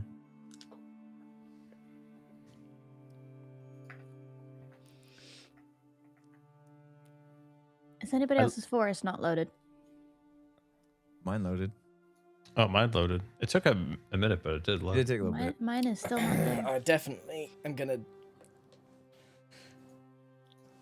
not admit that I ran ads as soon as we go into the forest. Oh yeah, no worries, no worries. Love you guys. Sorry. It is what it is. Pays for the show. I'm trying to see if there's anything I can do to help Gem's forests It's just load. stuck. Weird. Let me try activate this again. Yeah, switch us And It then around. says go you back cannot to switch that. scenes until resource finish loading. Oh no. Huh, weird. They won't even let you switch back. now, I'm you're stuck. Uh-oh. Maybe switch Can I to just the click the X? Maybe, I don't know. Uh, Or maybe just try close the like whole quitting thing. out of Foundry and reloading, Yeah, that's what I was possibly. gonna say. Just log out and back in. What happened during the ads? We're in a clearing that has some ruins and some statues of people in common folk outfits, and there is a giant nest in the middle with some eggs in it. It's kind of what you can see, to be fair. Pix did describe what is here. I I like got how it so now. far this day, I went and like worked out while you guys went shopping. And I chased I mean- a duck. Seems perfectly in character, all of this to me. I don't know what the Yeah. know what the problem is. So if I investigate here, Pix, are you going to tell me the same stuff you've just told me, or what's? You can absolutely roll perception. Okay. Right. Has everyone ads done? That's done. All right. So I am the duck, sort of like dancing around this place. Like I'm clearly in the right place, and I've picked up on that. So I'm gonna take a good look around and just assess the situation with my perception. Oh yikes! All right, with a 10, you're able to spot the one thing that you hadn't seen about this scene up until now. Maybe because it blended in with the twigs of the nest, but standing over these eggs is something that looks more lizard than bird. It's about half your size, huge for the types of birds Max has seen before. And while its neck and head are feathery, it walks on two bird-like talons. The rest of its body is this ugly reptile hybrid. Like it's almost like reptile bat. Roll me a nature check quickly to see if you recognize what this is. Okay. You might have heard stories about these. I do have some nature in me as well. Here we go. That's not bad. A 17. You're pretty certain from the descriptions you've seen and occasional sketches you've seen of them that this is a cockatrice. And And do I know that they're good or bad? You know that they are incredibly protective of their eggs. And as you make this realization, this thing locks eyes with you. It dashes at you from the nest, and we are going to roll initiative. Ah, great. Are you in combat by yourself? He's not the only one this session, so... Where's initiative again? There it is. Normal. Oh, the cockatrice was so close to rolling a natural 20. But you act before it. You see this thing, like, getting ready to leap at you, but you get to act first. And I'm going to change up the music so that we have something a bit more appropriate as Max decides what to do. Is running an option? Running might be an option. Hold on. How far away am I from town? If I played my bagpipes really loudly, would... You can... I will honestly say, if you want to give me a performance check and play your bagpipes to see if you can summon help, Yeah. I will absolutely let that Me happen. and Mr. Wizard were on the way. Yeah, Yeah, because Ruby they and were Mr. on the Wizard have way, said they're and gonna be I on the did way. say not yet. So Yes. it's kind of in... It's We're in, on our way. Yeah, it's in the... Because if I can get them to speed up, it might get their arrival in time for the fight, or, you know, a couple of turns. What was it? Performance? Performance, yes. And go ahead and blow those bagpipes. Oh, okay. Yeah, okay.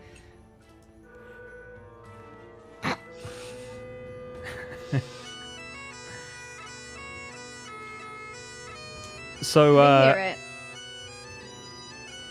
I think Who couldn't? distantly back in the town of Nailbrook, Ruby and Mr. Wizard, you do hear the lilting strains of bagpipes being blown on the wind, but it is very far off at this stage. So it's going to take you quite a while to get there, especially since Max was walking for like 30 minutes or so. Wizard, how's your jogging? I'm taking ginormous strides forward. I'm running next to him while he's just walking. I can imagine for a second that Ruby is like jumping from tree to tree, going really fast, like going through, and Mr. Wizard is running full pelt, going. Okay, so I guess that is my action, isn't it, to summon help a bit quicker? Your action has been to play the bagpipes, and what an excellent use of that action. Right, this thing is, going to be able to fly over to you. It has a flight speed of 40 feet, and so it charges directly at you. Let me get off the ruler view here, and it moves 35 feet towards you and is going to peck at you with its beak. Okay. We're going to make that attack roll. And it rolls a 13. Does 13 beat Max's armor class? No, I have 15. Okay, fantastic. So this thing snaps at you with its beak, but you're like ready for it at this point. You put the bagpipes away, and you're able to dodge out of the way. So, turn order goes back to you. What do you do? Okay. You know, I never really get to use my mace very much in so far, so I think I'm just gonna whack it one. Fantastic. Roll for that mace. Right. This thing has this sort of like almost bony carapace to it, but it doesn't look like it's very well armored. A 23 will absolutely hit. So go ahead and roll mace damage. Where was that? Oh yeah, damage. A normal hit. Mm-hmm. Oh, come on.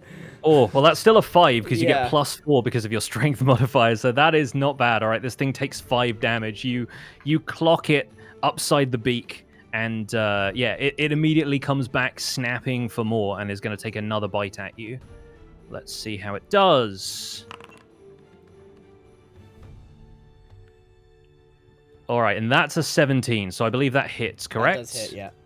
Okay, fantastic. It's going to roll damage, and I will need you to make a Constitution saving throw for me, please. As you take 5 points of damage from the bite of this thing, you feel like there is something else going on here.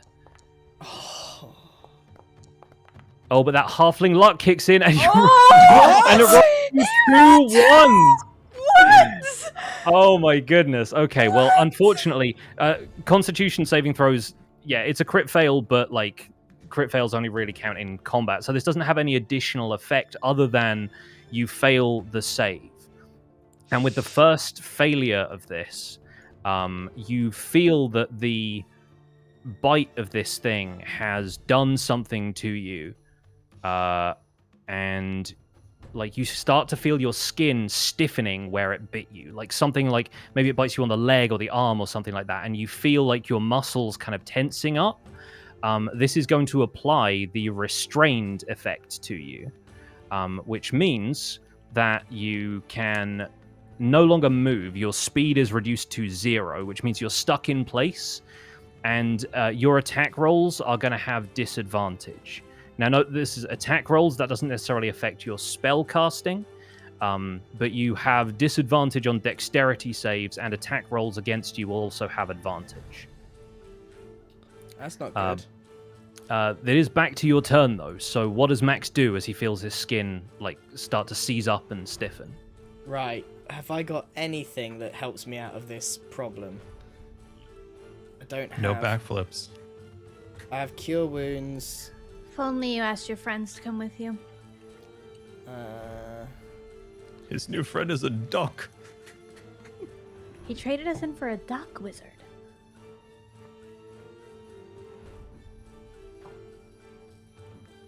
We're gonna Is there have a anything- roast Does duck command after help this. me at all here? I don't believe so because I don't know if these things understand language, and I think Okay. command you like part of the spell is you have to be able to understand a word of command. Let me check the wording on that, but I will see. Oh, I mean, it does just say a creature you can see within range has to make a wisdom saving throw. So maybe it does. Because if I can, I need to. I'm turning to stone. I need to do something. Can he call the duck to help him? I can tell the cockatrice to flee, but I can't move. Yeah. No, I mean, command doesn't say anything about it. Them needing to understand it. It might just be like from a spiritual sort of. It's a cleric spell, so yeah, I think you could try using command to get it to run away. Yeah. That seems like. Well, I'm at a disadvantage at whatever I do, Mm. and I just need to buy myself some time. I think. Yeah. Okay, so I'm gonna try. I'm gonna try command. I'm gonna tell it to go away. Okay, Right, fantastic. How do I cast that? Do I have to click cast spell? Yes. I'll say flee. And this thing is going to make a wisdom saving Come throw. It on. may surprise you to learn that this thing has a +1 in wisdom. What? But we'll see how it does. Here we go. Okay.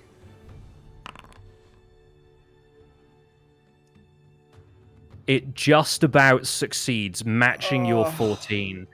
So this thing kind of clucks furiously. I think you sense that something about its its desire to protect its nest is what has prevented the command from actually working. Like you get the sense that this thing's instinct is overriding your even your spellcasting ability at this point. And with that being everything Max can do on this turn, the cockatrice is going to step in and take another attack with its bite. And it's going to have advantage on this roll because you are currently restrained. And it rolled a 21 to hit, so it's going to be able to inflict a bit more damage on you, which is another 5 damage from the Oh, yikes. cockatrice. Are you gonna die? I'm hurting. All right. The next thing that has to happen is you need to roll another Constitution saving throw. Because you feel that stiffening move, like that stiffening feeling kind of moving up your body into your shoulder at this point. And that's a 4. Max! Max! And that stiffening feeling hits your chest and accelerates. You feel it moving through you, and you recognize too late that some of the statues around this clearing were so finely worked that they could not have been anything other than real people who were turned to stone. And that seems to be your fate as well, as Max Blunder becomes a statue here in this clearing.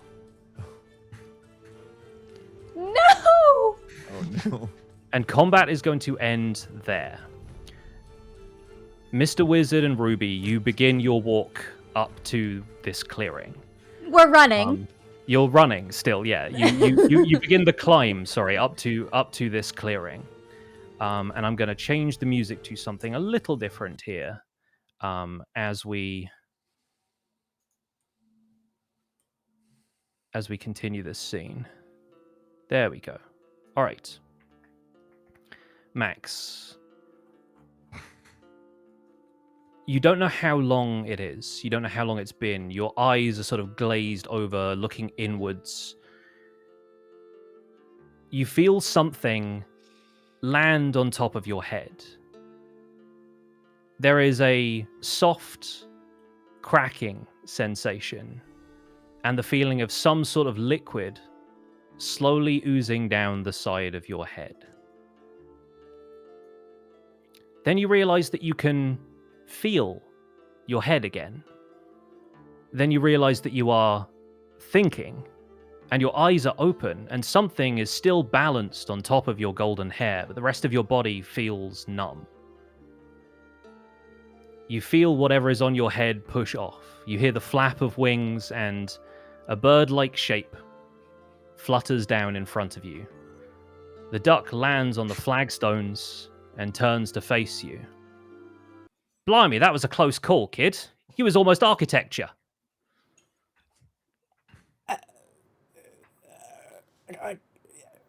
What?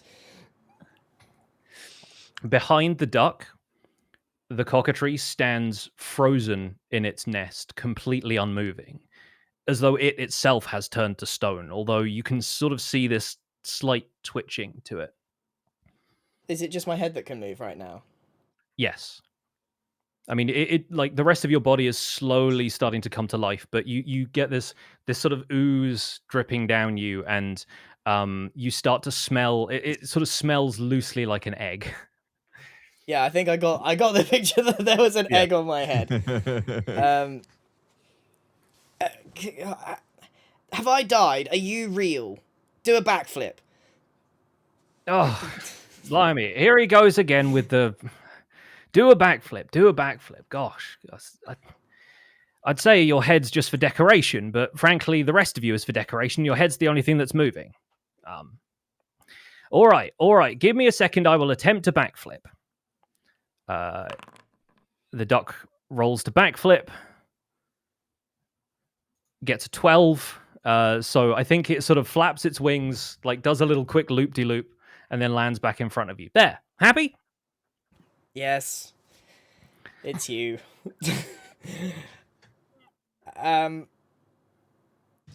What's going on here? Why can you suddenly talk? You've never talked to me before, not even once. Always quack. I have talked, lad. You just weren't listening. I don't speak duck. Lucky for you, I speak... What are we speaking right now? Is it common? Common. Probably common. I mean, it might just be some other language that I can speak to you in your head. But we're speaking. Well, I've biffed this a bit, haven't I? One could say, but, you know, I think there have been worse things happen to heroes. Getting bitten by a chicken is pretty low bar. Losing to cockatrice. Well, wouldn't say you've entirely lost, have you? I mean, look at that thing. Can't move a muscle right now. And you have unexpected allies in your corner. Go on. What's my name, lad? Duck.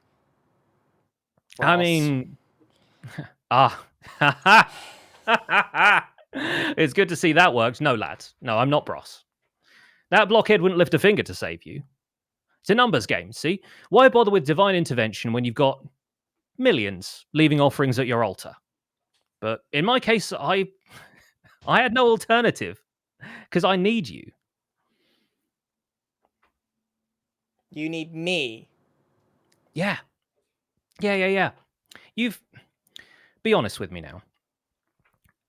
Man to man, or man to duck, you've never really been a follower of Bros. All of this stuff, it's pageantry, all of it. You know, the holy symbol on the shields, the amulets, the blah, blah, blah, blah, blah. I could sense the sarcasm, the begrudging way that you adhered to the basic tenets of the faith just to please your high and mighty mentor. All part of the plan. All calculated. My way of siphoning faith from my absurd brother. Blaine. That's it, lads. My name's Blaine. It was Blaine the Lucky, once upon a time. But these days, I'm making my own luck. So Bros has never listened to me. You could say that. You could say I've been intercepting your calls. Here's the thing about faith. Right. And the duck seems to sort of step away for a second. I will also share with you the other duck that I have in this fantastic I art love the that Duty has absurdity done of for this me. extremely important conversation happening to a mallard duck.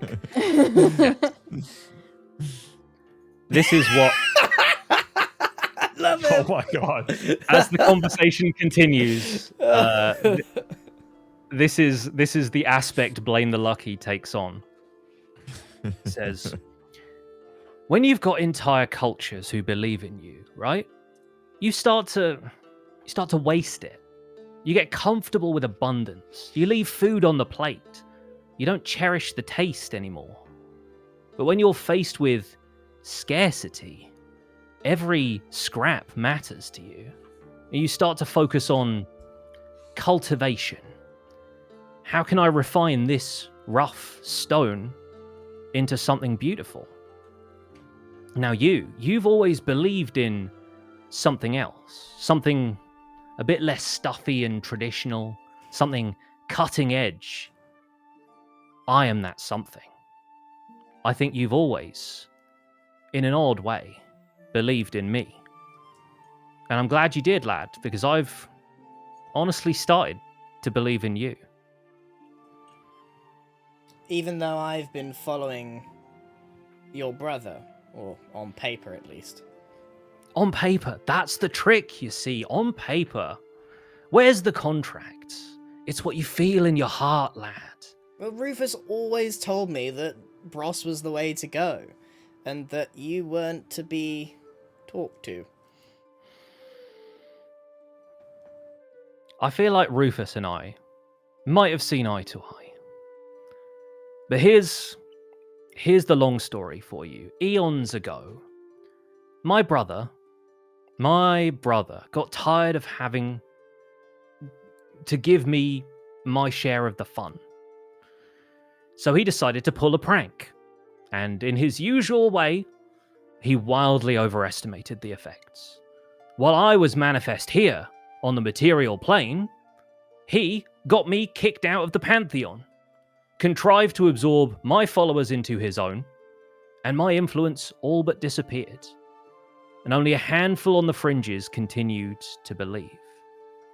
But within that holy symbol, the artist's palette that you always see in shrines to Bros, there is a bit that if you twist your head just right, it looks Like like a duck. rabbit! A rabbit! I could have been a rabbit, lads. But I think the duck. A duck, yes. I've always said it's a duck. And that was my way back in. Enough belief concentrated on the duck gave me the window I needed to gain back a little bit of power. And it's that power I can give to you, a little bit at a time until you build up more of a tolerance for it. This, he sort of gestures with his wing over to the cockatrice that's still kind of held in place by whatever force he's able to exert over it. And he says, this isn't the kind of magic I can share with you right now, unless you want your brain to fall out of your backside. But in time, lad, command over the elements. Command over creatures like this. And when you're ready, lad, I'm going to ask you to help me with my biggest scheme yet. I do like Because a I scheme. want my old life back. If you like a scheme, then that's why I need you. I need one of two things from you. Either you travel the road doing deeds in my name, spread the divine influence of Blaine the Lucky, and rally other people who will believe in me, prove to the other gods that I'm still here and still worthy of my seat at the table, and your power grows along with mine. Or you and I carry out the most cosmic heist in history. We break into the House of the Gods, confront them on their home turf, and kick their butts for ever daring to mess with us. And Max Blunder gets to carve his name into history. I'm sort of pondering it, and I start to sort of move my hand and shake off this stony feeling. You're the master of the arts of deception. How do I know that you are not deceiving me right now? That's the trick, lad. You don't. But try casting a spell without me. Shall I try? Yeah, go for it. I'll try just to see this through. I'll try casting Cure Wounds on myself. And as you try,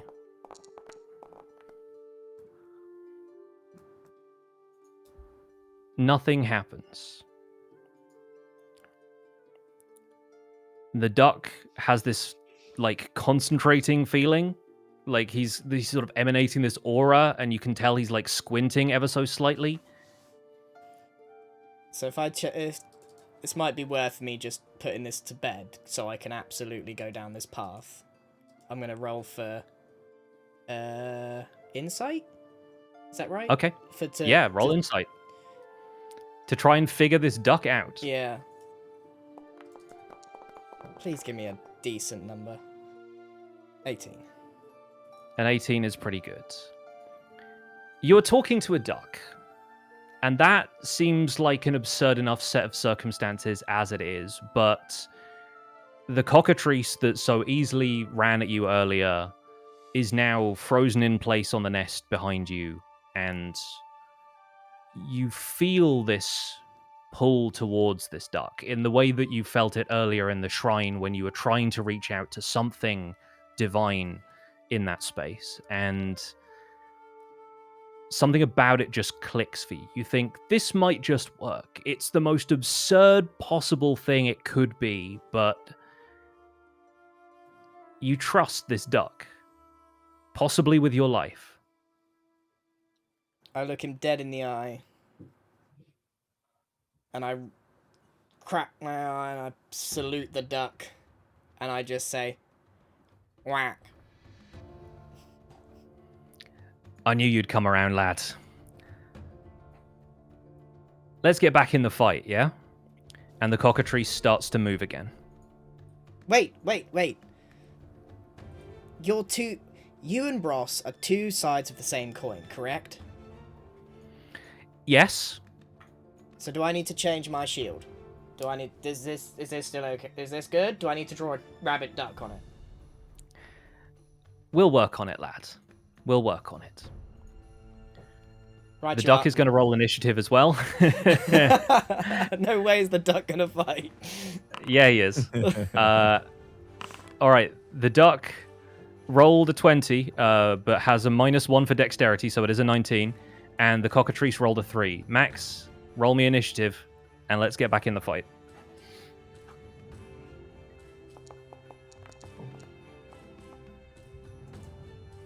13. Fantastic. Okay, so Blaine is going to go first. Blaine is going to head back over here. We'll say he has about 20 feet of movement. He is flapping and waddling his way in that direction. And he's going to break his concentration for the Hold Monster spell he was using. And he is going to cast Mass Cure Wounds. And that's going to affect Max.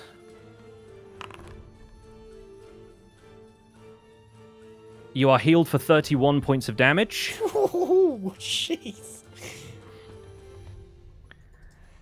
And he says, okay, kid, you're up. Show him what you got. With renewed confidence that only Max Blunder could have, I sort of break out of whatever this poison is that the cockatrice had over me and step forward. Oh, what do I do? Do I want to cast something big or do I want to go and mace it in the face? I'm also going to remove that restrained effect since we have resolved that now. Just pure damage. Perfect. What's best for me? Doesn't look like much difference. Guiding Bolt does... Help me out here, Pix. What's... Guiding Bolt does 4d6 radiant damage. Yeah. And the next attack roll made against the creature has advantage, so you could Guiding Bolt and then follow up with a mace next round. Yeah. Okay. Sacred Flame is the other one, but that doesn't do as much damage. Yeah, I'm feeling really like invigorated by my new sense of purpose and connection with the gods that I was struggling with for so long. And I'm just gonna aura this guy. All right, fantastic. You can make this attack roll with advantage since the cockatrice is still shaking off the effects of the hold monster. A 24 absolutely hits, so go ahead and roll damage for guiding bolts. Damage. Normal. Kaplow. Oh, that's huge. You absolutely nail this thing in the chest for 18 points of damage. It's immediately like thrown backwards by the force of that. Obliterate! And yes, it takes an absolute ton of damage, and when it emerges from the edge of the nest, it is enraged, but it is already like clearly messed up. It sort of hobbles out from the nest, and with its turn, it's going to fly towards you and attempt another bite. So we're going to go ahead and roll that. I'm so glad that rolled high for the aura moment. Yes, absolutely. A 15 meets your armor class, right? Yeah. Okay, great. So this thing is going to hit. Oh, hang on. Sorry, I rolled the wrong dice. There we go. But this time it only does 2 points of damage, and you feel that whatever that petrifying feeling is, just like you brush it off this time, like it's nothing to you at this stage. So you take 2 points of damage, but that is all, and it's back to Blaine's turn, but he continues to move away from this angry bird as far as he can. So yeah, he's going to be back here and says, "You got this, lads." No fireball, no laser beam. Blaine. Listen, Mythreach wasn't built in a day. It's about building you up so you've got the power to take on what I can give you. Right, and with that then, I draw my mace out. As I assume the duck's not doing anything. The duck is not doing anything, it is your turn. Yeah. Oh, come on. 14 hits. 14 hits. Go ahead and roll damage. Kaplow. Nice. And with 6 damage, this thing is on its last legs. It's going to get a chance to bite at you one more time. But at this point, it is rolling with disadvantage because it's barely able to stand. I think that's still going to hit, though, with a 17. Yeah. So it's going to deal one more d4 and a bit of damage to you for 3 points of damage. This thing nips at your leg almost half-heartedly at this point, just trying to do whatever it can to protect its eggs. But Max, you have a chance to land the final blow. Yeah, I'm gonna look down on it. Really aura farm and step forward to the side, slap the mace up above, like really bring down the hammer. If this misses, I'm gonna be so upset.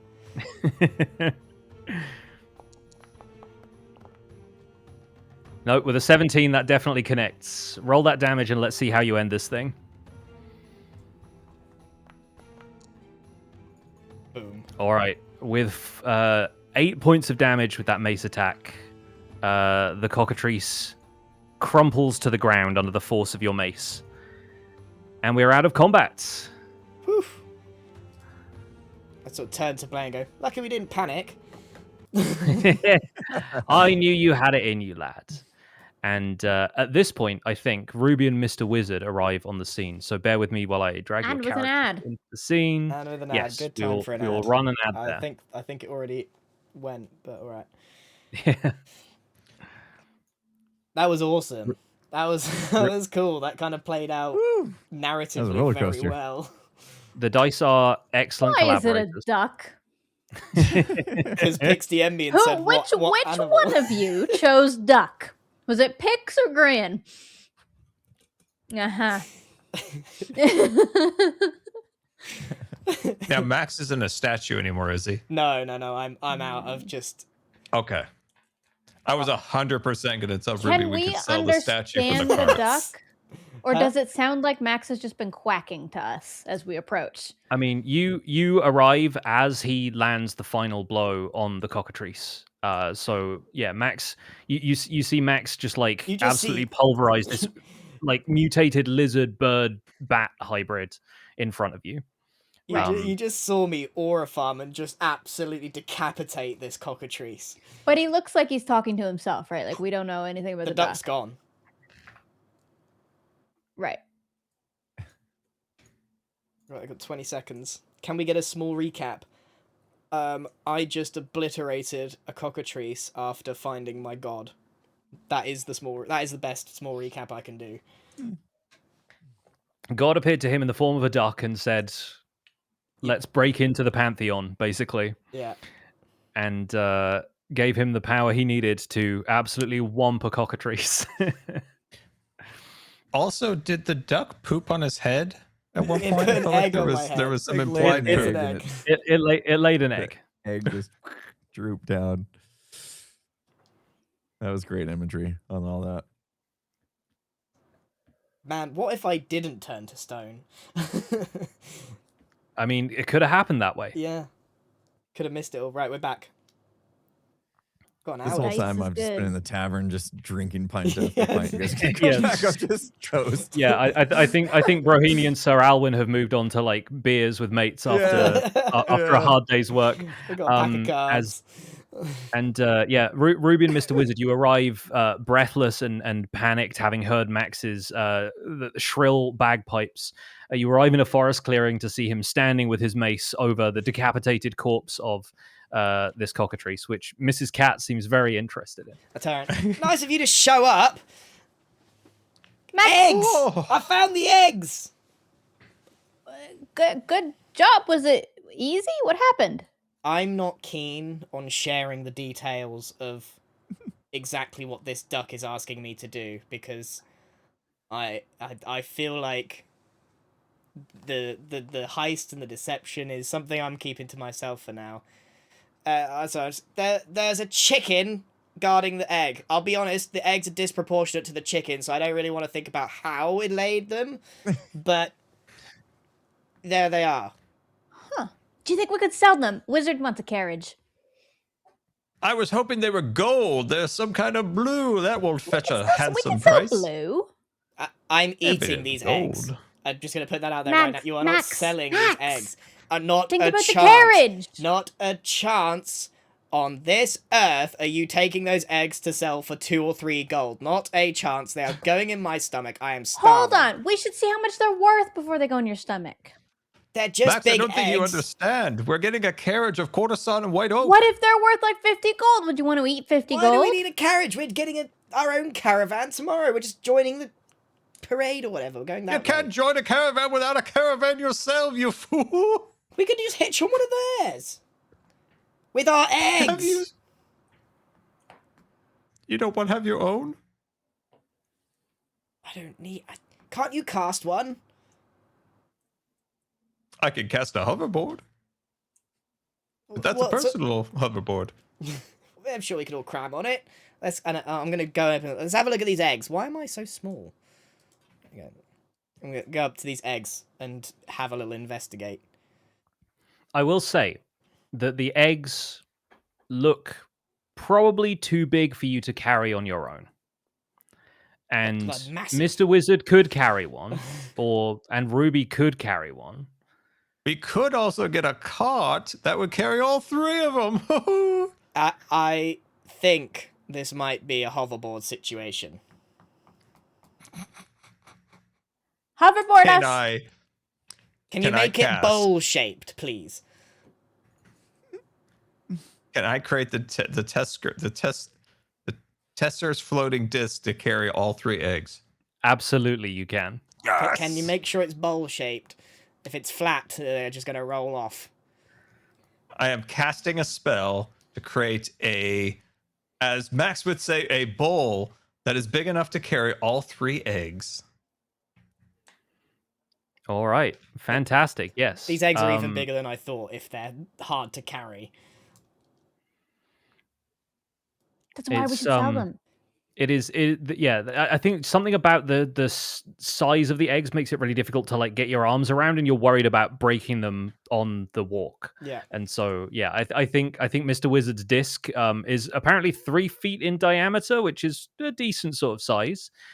So yeah, it's just about enough that like you pack a bunch of like twigs and moss around them so they don't move around as much. But Mr. Wizard is able to hoverboard these eggs successfully, and you now have a bunch of eggs floating on a little platform that's going to follow you around as you make your way back to town. Is it the cockatrice didn't have anything, did he?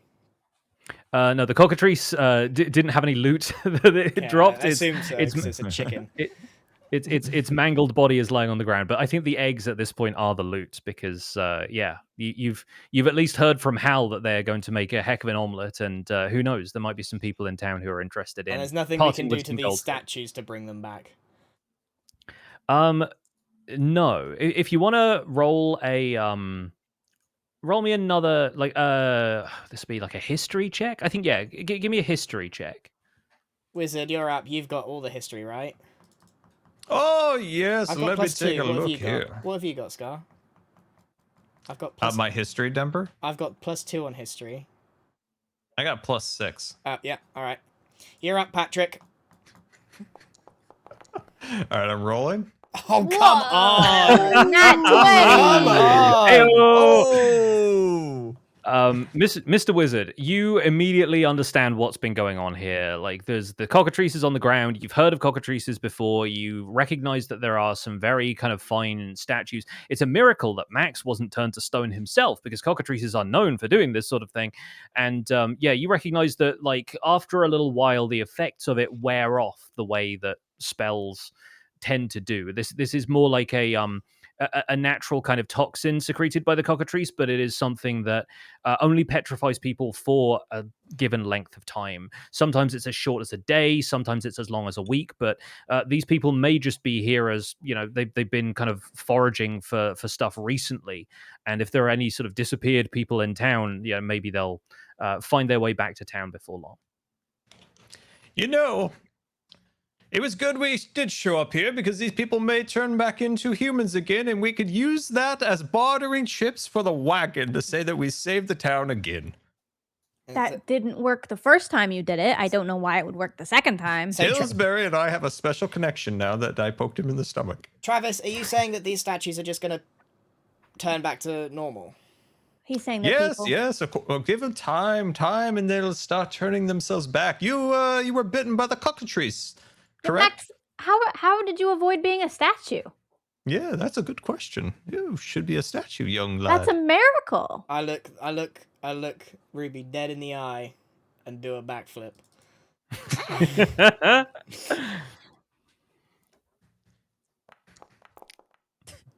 Oh, it's the Oh, best nailed one yet. At least the best one this And session. and then I just shrug like this, like just absolutely. I turn and walk away from him. All right, fantastic. Right, so we're I not think taking these statues with us. We'll leave them here. no, the statue's perhaps a little bit too heavy, but Mr. Wizard is pretty confident that they will return to normal. And we'll use it for bartering. And we will gather everybody back in the town of Nailbrook. And I will try and remember where everybody is on the map. Lovely. All right. So I'm going to drag you all back to the Cat's Tail Inn, Mrs. Cat included, and Max is up here. The duck is gone at this point. You do not know where Blaine the Lucky has disappeared to, but he does seem to have wandered off. And is you hear the occasional sort of faint quack as you make your way back down from the hills above Nailbrook to the town. And Max, I think you take that as perhaps he's still watching you from somewhere, although you're not entirely certain where. I've got an inexplicable grin, and I'm generally so happy, as my character, as you may have noticed from the sessions, has never really connected with the holy aspect of being a cleric. He's quite adept at being a cleric, but has never found true connection. You saw when it was in the temple that I wasn't really into it and I'd had enough of it, but this proposition from a strange duck has given me a new sense of purpose. And so, Max has an extra spring in his step somehow. And you're wondering why just beating up this strange lizard bird thing is making Max so happy, but maybe Ruby and Mr. Wizard don't question all that much. Well, he backflipped. That's enough. All right. You meet Brohini Dudestone back at the Cat's Tail Inn. Brohini has already had like several pints and seems to be making quite merry at this stage. Yeah, where have you guys been all Bro, day? Jeez. you missed it! You missed everything! Right, next time we're not splitting up. I'm telling you, we stick together. You should have seen Sir Alwyn taught me the sickest moves. You want to see them? I'll show you right now.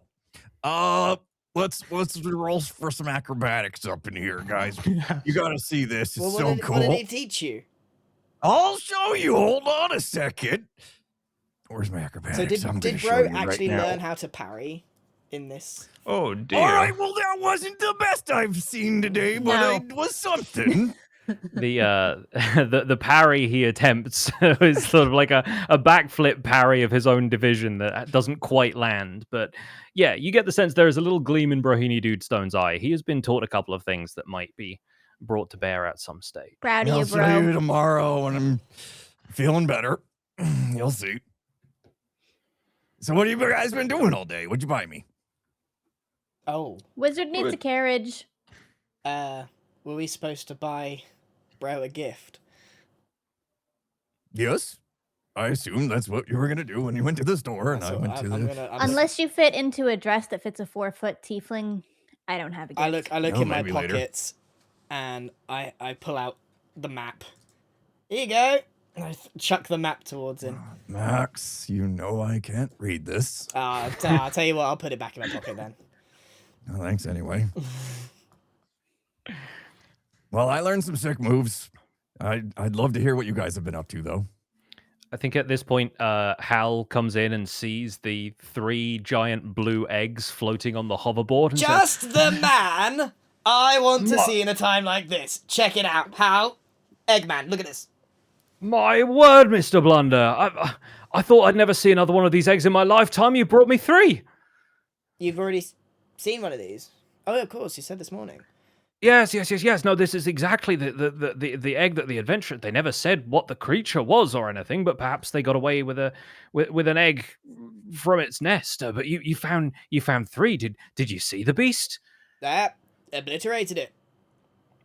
Wow, that's quite some prowess with the mace you have there. I wouldn't want to meet you in a fair fight. I say that, but are we going to make an omelette with these? Well, You're going to buy them off of him. How? Scrambled, hard boiled, soft boiled. What do you reckon? Max, sell them. How? Sunny side up. What do you think? Have you got a pan big enough? Oh, I think I probably have a pan. I can break out the wok. It's been a while, but if we make the egg, like, it'll circulate at the base, it'll get all the heat nice and good. I think maybe turning it might be a little bit of a difficulty, but I imagine I could do a huge fried egg with one of these. How No, much? I love this These are idea. I not could go for a free. fried egg. How much would you buy them for? What if we ate one and sold 2? I'd say, I mean, this could be a delicacy of sorts. People from all over town would come and want a piece of this grand fried egg. I'd say, I mean, I could probably charge a gold a pop, and it'd feed 20, so perhaps 20 gold an egg. You should sell all of them, Max. I like the idea of cooking them. I'm hungry. You guys are always thinking about your Do stomach. these eggs have any magical powers or any other use other than selling them?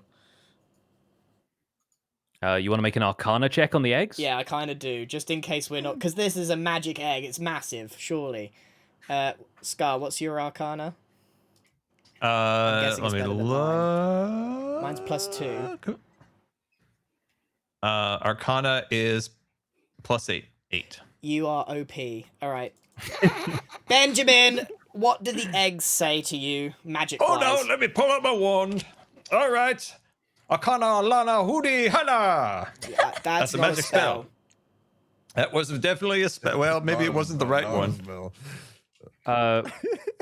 Call out the rolls. Tell the people what number you got. 11.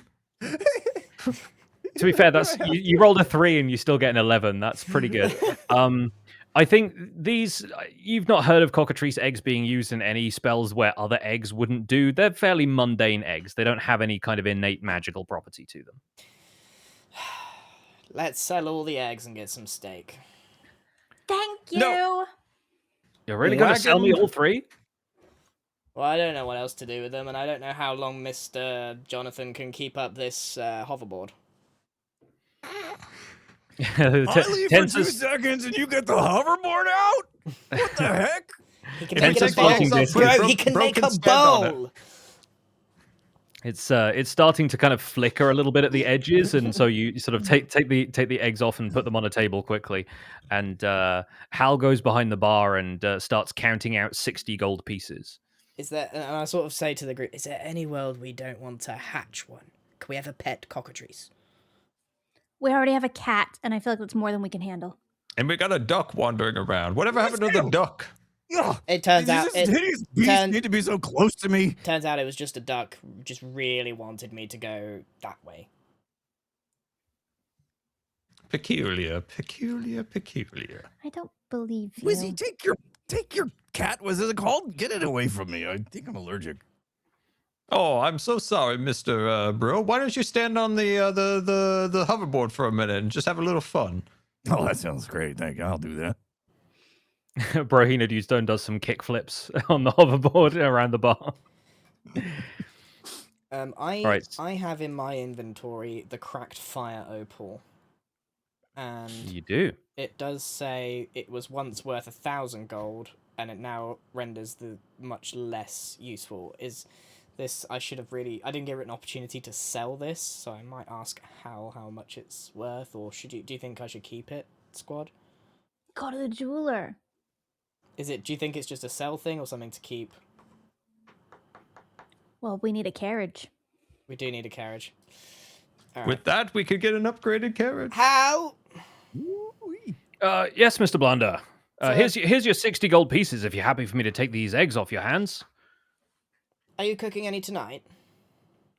Oh, I expect so, yeah. We'll have a sort of a grand opening. Limited time offer. Give us 59 and just give us a small plate.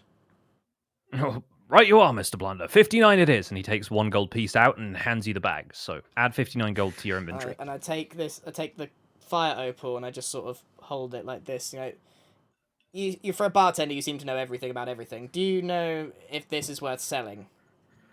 Oh, I don't know. Gem sort of seems to have lost its luster, really. But perhaps the jeweler in town might be able to make something of it.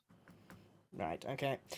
Well, thank you. Hold on, I need to add gold to my thingy. What was it 59? 59, yeah. 64. All right, got a bit more gold now.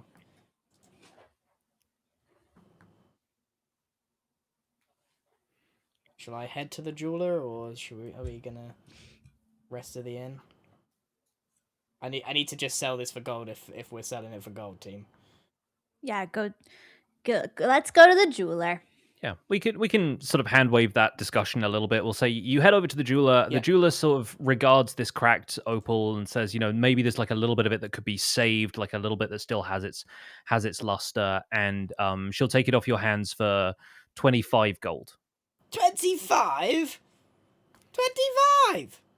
I mean, the gem is cracked and flawed at this point, so I think it's probably not going to fetch much more than that when I resell it. 26. 26, fine, sure. I like those bartering terms. Yeah, I'm Get a little extra something. the negotiator. Alright, okay, so we're back in the tavern now, the inn. Yeah. And yeah, you can remove the cracked fire opal from Oh, your yeah. inventory as well. And yeah. So the group is slightly richer. And at this point, yeah, Hal fries up this enormous egg. And yeah, various other townspeople sort of come in from the markets, and the people who come to the Cat's Tail Inn just for like a pint at the end of the day, and they smell this egg cooking, and immediately it's the talk of the town. Sort of more people keep showing up, and Hal drops a plate in front of each of you first, and says, "Here you are. This is quite the occasion, and I think you should have the first bite, considering that you are finder's fee and all that." Oh, how? You're a delight. I just scoff it. Well, thank you very much, Best egg Mr. I've ever Blunder. had. Bon appetit, everyone. This is so good. I always use my wand as a fork. Oh my god. That It's like chopsticks, but there's just one. is why I should never let Keith touch you with his wand. It's disgusting.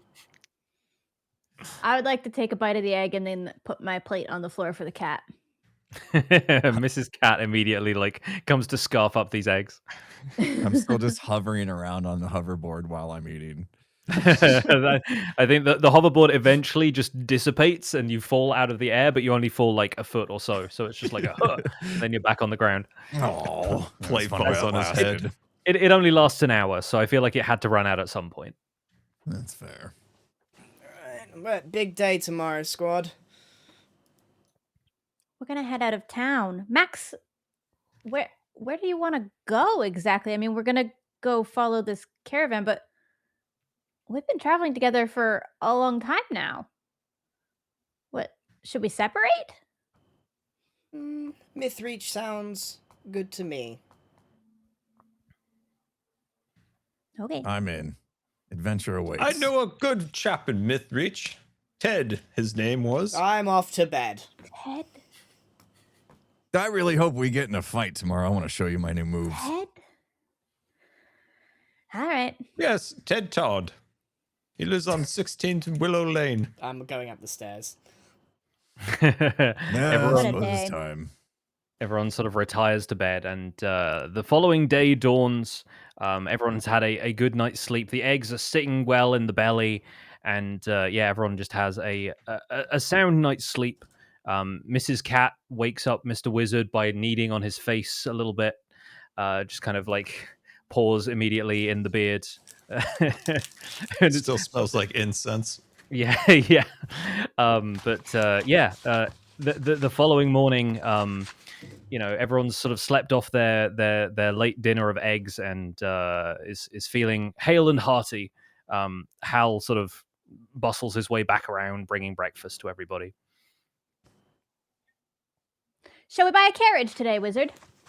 I would love to buy a carriage. I've been dreaming of the carriage all night. I was remembering all my past carriages. They all have Max. names. We need a name for a new carriage once we purchase it. You know, Max Rube, Blunder, we are going to need your gold. or I'm just gonna put that out. Just hear me out for a second. I'm gonna lean in. We're not coming back to this town, are we? Well, no, Tell me no, more. probably not. Aren't Aren't you a thief? I am 4 foot tall. I can't steal a carriage. No, not the carriage. Why don't we steal the money from the carriage works and use that money to pay for the carriage? Henceforth, free carriage. I could try. You want me to steal? You're a thief. Do you know fair you enough. steal things? Well, So have you, Yeah, have I'm you pretty good relinquished at it. your title here as pickpocket? no. I'm great at it. I'm great we at it. could- I'm just. We can normally have people Frank don't have like a go, it. but I just don't think he's going to manage it. I have an actually idea. think Frank should stay here. Actually, I think. I 'cause- I can actually make a think he's vital distraction. to the plan, Ruby. He's the talker, you see. You're the one that nips behind, gets the money, and then, you know, presents it as the fee. All right. We'll give it a try. Well, if you're not, if Am you're I not into Frank? this idea, I mean, everyone fork up some money. No, let me see how much money I can get us. All right. If you get in trouble, I'll be there. I'm ready. We need to enter the carriage works now. We're All right, who's going? We're gonna end up. We're all going. We're all going. You're all going? We're, All right, we're cool. We're gonna keen end to up get in out of this jail. town now.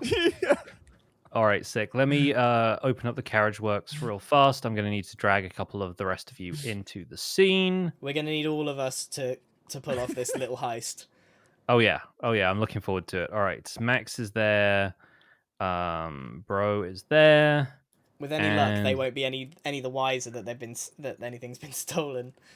Mrs. Cat has transformed into a different type of cat for some reason. Okay, cool. That's part of her pearlescence. It's what she does. Yeah. Great. So, you guys open the door of the carriage works. It is bright and early. The two people at the counter on the right hand side. Oh, there's Mrs. Cat. She's like over here. She's already in the scene. Yeah. So two people are manning the counters. There seems to be some sort of like postal service thing in here because there's carriages coming and going. And so yeah, there's a couple of people manning the desks, but they look like they're still sort of rubbing their eyes early morning, kind of getting the sleep out of their eyes. And yeah, after a while, you hear some hustle and bustle in the back, and you spot the form of Pillsbury sort of moving back and forth in the main workshop behind. So, what are you guys planning to do? Run an ad. Oh yeah, good idea. Let's run. We're running a heist on Twitch chat. Yeah. Oh god. Oh. So behind the scenes plan, guys, I reckon Scar, you need to run interference here. I might send the cat to distract one of them, and then go on, then take I need to maybe figure where the gold yeah, is first. Bro, and we Perception have a check conversation about dwarfs lifting each other up. Perception checks first. We all need to have a look round for where they're keeping the money. Okay.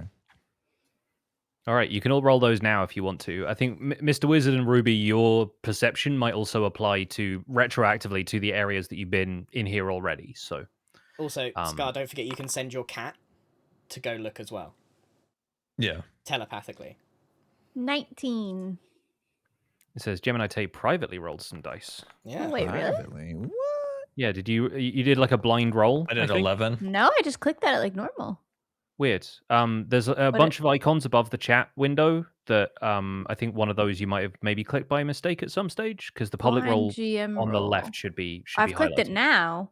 Yeah. Self roll, private, public roll. Yeah, it should be public roll. But yeah, no worries. If you say you got 19, I believe Well, it's on you. screen, so I can't lie about it. Yeah, there you go. It's on your screen, but not mine. It's on my good. screen. I can't.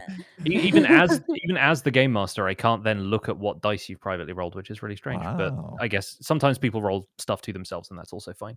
So yeah, with a 19, Ruby, you definitely got the impression that a lot of the coin that exchanges hands before it gets taken to wherever they store it long term happens in the office that you had the meeting in earlier. Like there would be a drawer in the desk somewhere that's probably got some coin in there. Everybody else, you kind of get the lay of the land. Mr. Wizard, obviously you've had a tour of this place, so you know it pretty well. So you know where to send Mrs. Cat to be most distracting. Bro and Max, you get the sense that this place is a fairly like what would you say, like formal kind of place. But it seems like the two people who are on duty right now aren't really paying a ton of attention. And Ruby seems intent on somewhere in the back. Yeah, Guys, we got it. I got to get back in the office. You guys got to keep him out of the office. Okay, so I look at Bro and raise my eyebrows like best behavior time. Because that's all I've perceived from this situation. Right. I sent my cat to knock their letters onto the ground. Okay, cool. Slowly, just one letter at a time. One of the attendants goes, "Hey, stop that! Who let this cat in here?" And Wizard, goes, you got to talk. pretend to You got to read. talk to Mr. Pillsbury. Pillsbury! Mr. Pillsbury! "Oh, I'm surprised to see you back. I was expecting you yesterday." Oh, come forward. I brought my friend Bro here. He has some great stories of wagons from the Dwarven lands. Oh, yeah. Lovely to We've see always you. had good relations with the dwarves. Back in the Can I day, sneak? we never sold them wheels because you see the dwarves, they don't actually use wheels. They lift their carriages and they put the carriage on their backs. It's a very peculiar way. Tell them more, Bro, about your carriage lifting days. I mean, why tell them when I can show them there's carriages in here? Where's your heaviest carriage? I'd be happy to lift it up and I'm show just you. going to my make here, sure that these two steal. are kept busy. I'm sneaking. Yes, Ruby, please roll me a stealth check.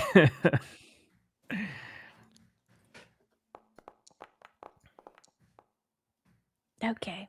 That's okay. Oh, that 8 plus 8, 16. I mean, a 16 does it. I think a 16 is pretty good. A lot of the other people who are back here in the carriage works who are not represented by tokens are just kind of getting on about their business in the early part of the day, and so yeah, are you actually trying to like sneak in stealthily, or are you sort of walking in with confidence and just like acting like you own the I place? am sneaking into the office, Okay, against cool. the wall, like trying to get in without anybody seeing me in there.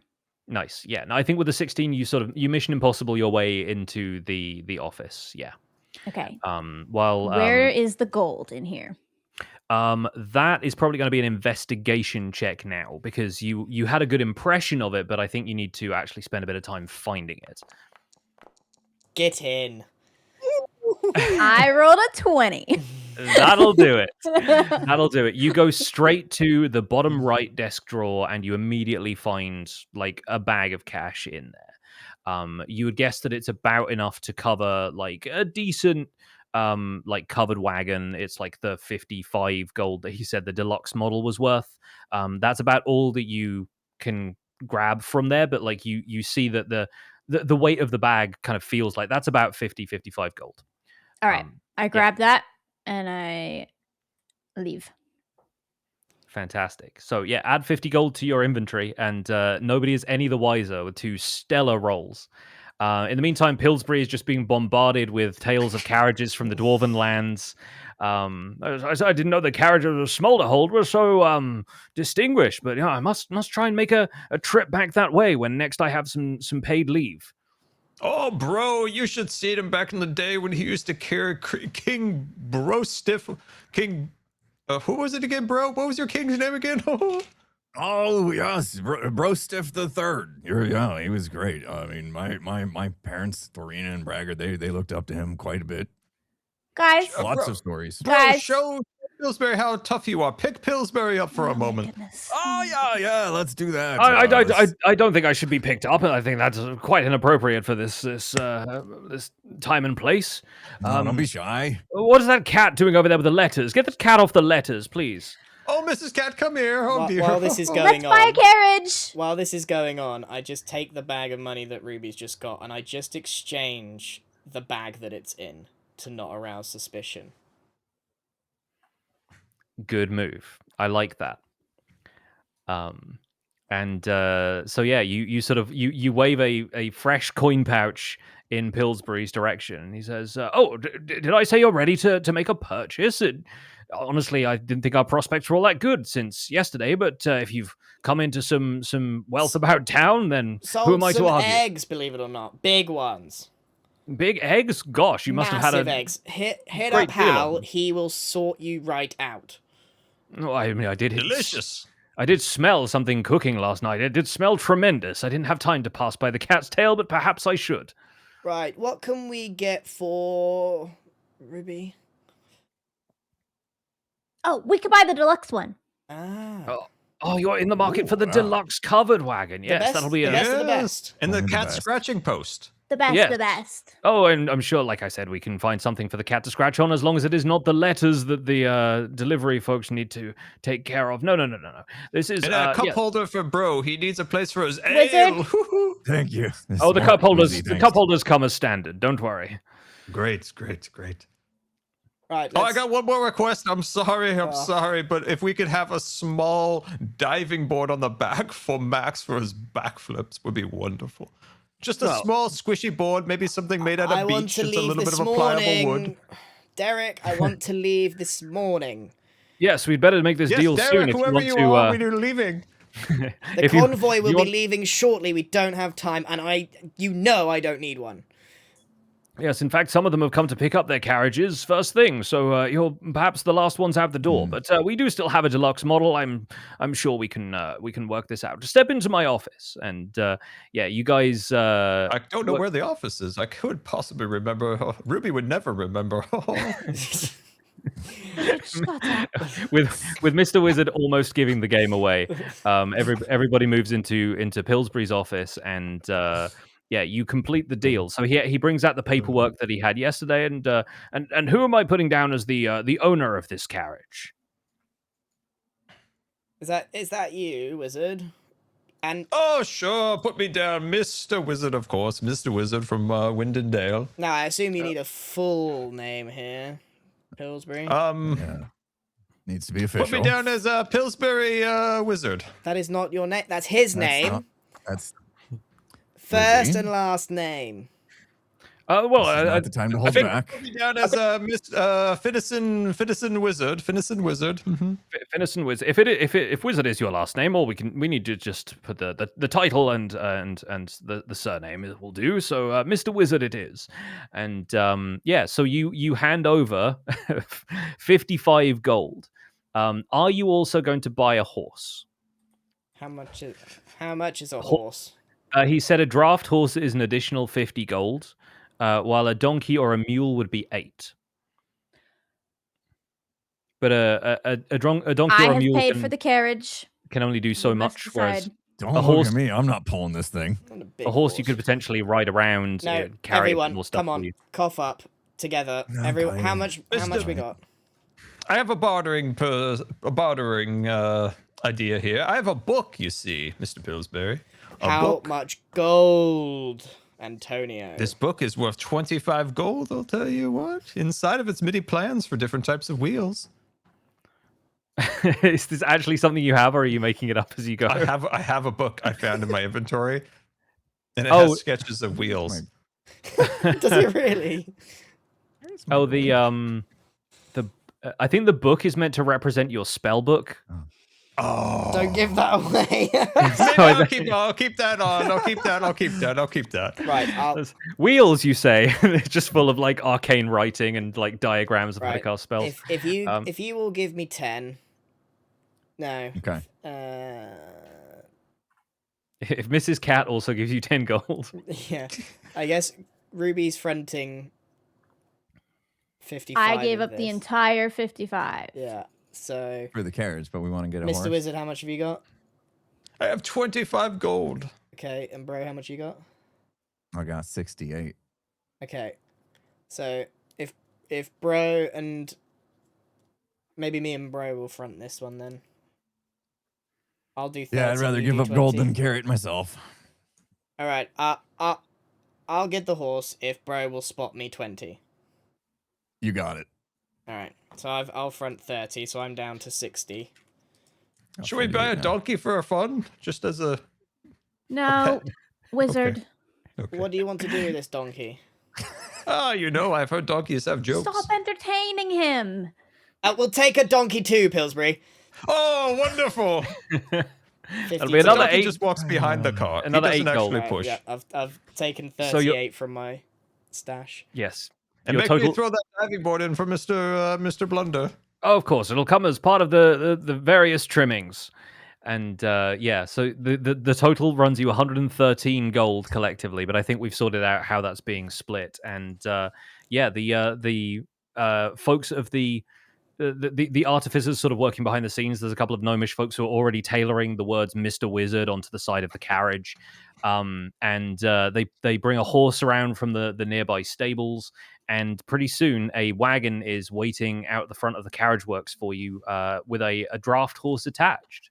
The draft horse, feel free to give it a name as well, because you have effectively a new party member. And a donkey also needs a name, if I Okay. understand correctly. Ruby, come up with a name for the horse, or otherwise it's going Can to we be name Mr. it Horse. Gus? Sure, love it. Gus. Gus the horse, fantastic. Gus. Awesome. Gus. I will take a note. And who's naming the donkey? I'm gonna call him Kong. Love Kong. it. God, we're good at Fantastic. naming things. Yeah. So Kong just carries random stuff on its back behind behind it. He's called yeah, he's Kong. just an additional pack beast. None of And, you picked up why.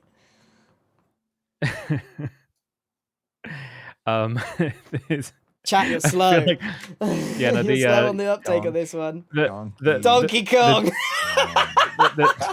the Donkey Kong reference didn't didn't quite land with me at first. And I was like, oh yeah, no, I know where he's gone with this, but I feel like the moment's passed.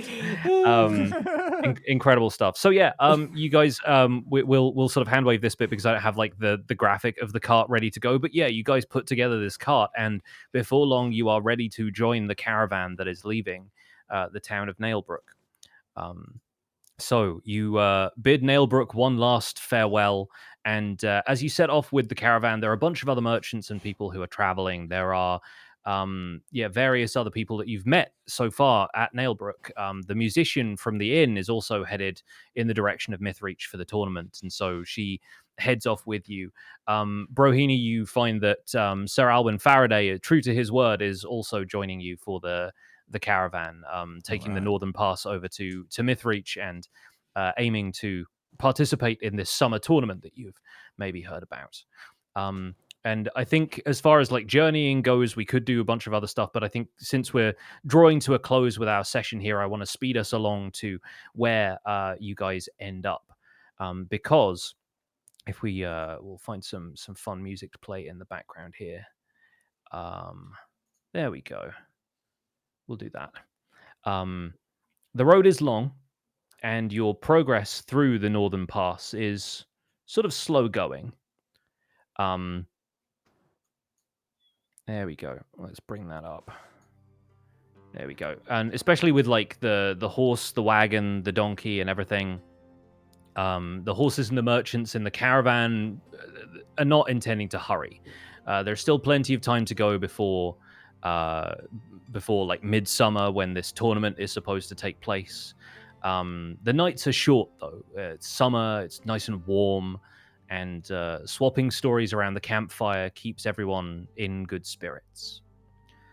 And after a few days' travel, you round the crest of the mountains, and you look down into the valley beyond, into the Kingsmoor Plains, in the middle of which stands the lofty city of Mythreach. And something immediately feels wrong.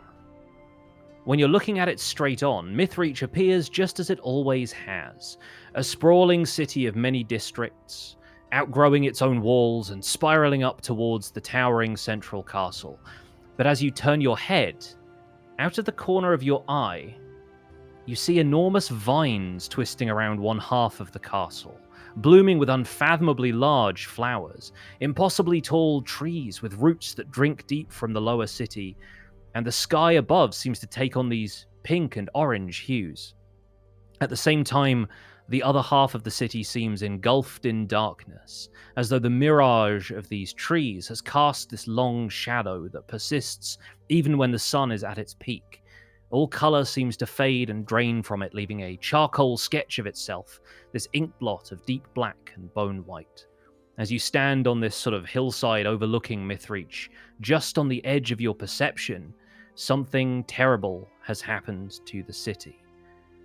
And to find out what, you'll have to join us next time for session 4. No. Next week, right? Next week. Next week. That's the plan. Well done, Pix. Very good. Oh, Very well done. Yay. Woo! This was a lot of fun. And there's going to be a little bit more fun character stuff that I have planned that we didn't quite get to in this time for the in the interests of time.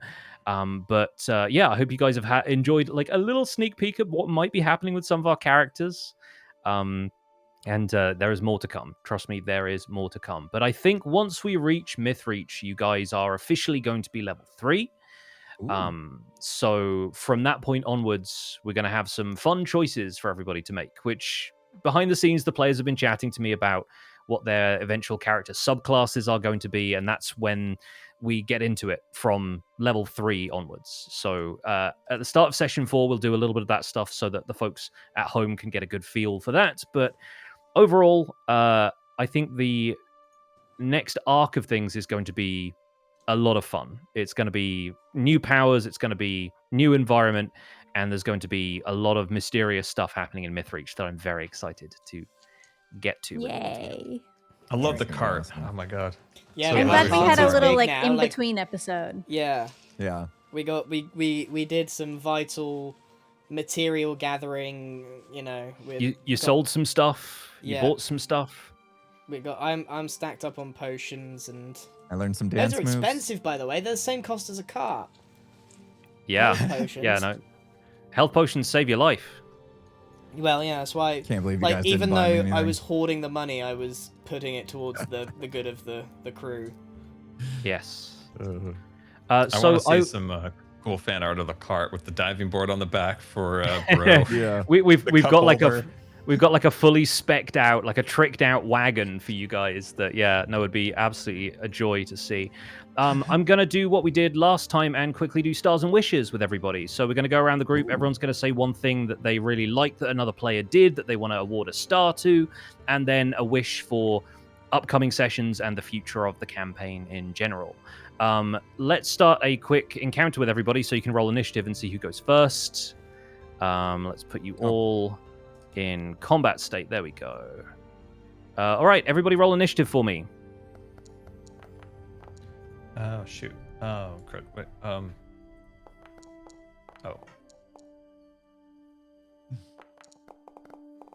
I like that our the party is. We got what, 3 animals now? Yeah, you're picking up a lot of bonus things. Just a donkey for no reason as well. Right, who's It's me and rolled... me and Scar first. Like, Scar, you can go Yes. first. yeah. Yeah, I think There's something I remember that I liked. I'm trying to remember what it is. You go. What was it? It was the. You go first. I'm Okay. I'm blanking on what I was thinking. I loved the dice in my encounter. Like, I was getting it handed to me by this cockatrice quite naturally. Like, it was hitting me, and I was not doing a lot to it. And then, after my encounter and discovering which god had been looking out for me, I then, like, auraed that thing into oblivion. Like the idea of bursting out of the stone and casting, what was it? Magic, guiding bolt. Guiding bolt at a whopping 18 damage was like Goku. Do you know what I mean? It was Yeah. it was just a really, really epic series of events that you couldn't make that happen the way it did. Yeah, and to clarify, no strings can be pulled behind the scenes to affect player dice rolls from my perspective. Like, that was all just the dice being incredible collaborators. So, shout out to the dice. That was good. All right, Grian, any wishes for next session or the future of the campaign in general? Because we didn't learn about the circus yet, so obviously that's still there from last time. Yeah. My wish, I guess, now is that I need to figure out how I go down this side quest that I've been given, or this main quest. Like, my new sense of purpose, I've made a deal with the duck, but I don't know how. I don't know anything other than what the duck wants, which is to rejoin the gods. That's correct? Yeah. And I don't know how, so my thoughts are, going forward, that I'll find answers in Mythreach, which is a much bigger place, and I'm hoping to find some direction there, one way or another. Awesome. Can we return to you, Scar? Have you got an idea of what your star was? Okay, there was something that Grian did that made me really laugh very hard, and I don't remember what it was. Was it eating the ice cream? Because that wasn't part of the show. That was funny, but there was something. But the other funny part was when the knight was supposed to like teach Impulse all these tricks, but he just kept losing over and over again. And I kept saying in the chat like Star Wars quotes. I was like, where I was once the learner, I am now the master. Impulse. I love that.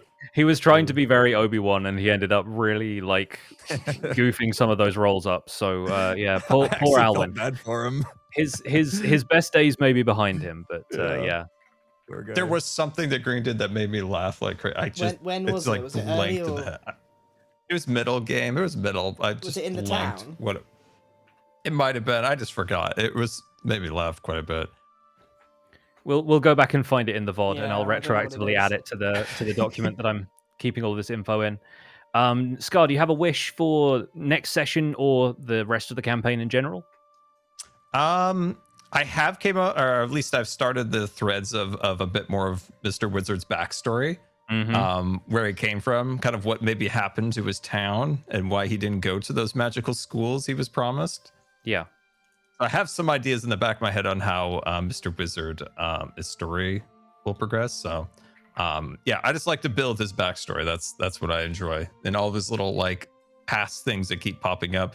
And you know, he does have some trips into different realms, so sometimes he throws out a random tidbit that nobody knows what he's talking about because it's from another realm. I enjoy pulling those out.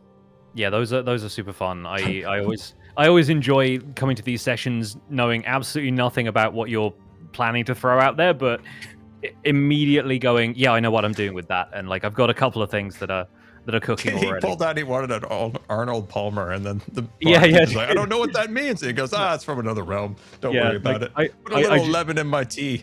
Yeah. At the moment, I love an Arnold Palmer, and every time like that got brought up, I was like, I really wish I could have this character and be like, I know what that is, just because I like the drink so much. Fantastic. Impulse, Gem, who was next? I think it's Impulse next, right? I rolled a 12. Yes. Can I give a star to the DM? Can I give it to you? I mean, I'll take it if you wanna. Yeah, I'm open to it. Because I really liked that, you know, I split off, and I don't know if like you knew that was going to happen or what, but like allowing me to kind of like play into this desire to continue my battle prowess education and stuff, like it kind of feeds into this lore idea that I left my keep, my family, to go out and learn and discover. And so, you know, meeting up with Sir Alwyn and learning some moves from him was like super clever to give me that opportunity. I was a little bit sad that I didn't find any new like weapon tech and it was a bad roll. I think I don't know what would have happened if I rolled a better roll in there, but I'm hoping I get more opportunities to discover like more weapon tech. But like the way that you led me into that situation to get more training with Sir Alwyn, I thought was brilliant. So I want to give you a star for that. Oh, thank you. Yeah, no, I had a couple of things in mind, but I feel like this is still like a fairly small kind of country town kind of place, and I feel like Mythreach is going to be a place that will blow Bro's mind in terms of the technology and all of the stuff they have for sale there. So that might be him headed in the right direction with you following the caravan. Do you have a wish for next time? I think that was it. You know, just like my wish is that I will be able to have opportunities to continue that discovery of you know, weapon tech and you know, get more battles in and things like that. You know, heck yeah, why I left. So very cool. All right, and rounding off the group, Gem, award somebody a star. Grian, I think your cleric story is very good, and I didn't expect a duck. What the heck's wrong with you? Nobody expects the duck. No one saw that coming. You're very clever. It was very good storytelling. I liked it. Heck yeah. And a wish for next time? I guess I'm just still working on Ruby's story. Just need to keep progressing what the heck I'm doing with her. Yes, I have some questions for you at some stage, so I will probably send you those over the weekend, and then I can get cooking. Cool. Lovely. All right, still working on Ruby's story. Fantastic. As always, I could just give a star to all of you guys because this is such a delight to return to every time. So, yeah, I'm really looking forward to next time. My wish is that I have enough time to get everything together for session 4, but I will, and it will be fantastic. Quick turnaround. So, what date is that? Anything? That's probably going to be. We're looking at the 26th. Yeah, is that the but Thursday? we should we gently need to place that there and not. Yes, we're penciled in right now. I'm not going to make any announcements on Twitter that I then have to retract and say like, not yet, not yet. We literally wait for Pix to send something out, and then we're like, well, actually, I have something I need to do, and I'm like, yeah. No, the calendars are looking a little full. Yeah, I have a really busy week, and I know you guys have like charity stuff coming up and all kinds of stuff. Busy schedules, but yes, we'll try. Stay tuned. Don't touch that dial. We'll be back sooner than you think, hopefully. In the meantime, thank you once again to the players for playing. Thank you to all of you at home for watching. And yeah, GIGGS D&D will return. Da-dum. Thanks, Pix. See you all soon. That was awesome. Thanks, Pix. Yeah. See you guys. I'll send us out. Oh no! Oh my God. Not the bagpipe. Oh, Farewell, friends. See you all soon. Quack. I hate it. Quack.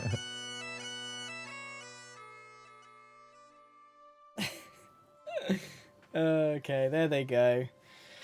There they go. What if I did that? Oh, it's me. It's me. Okay, what did we think, chat? What did we think? It was definitely a Max Blunder episode, wasn't it?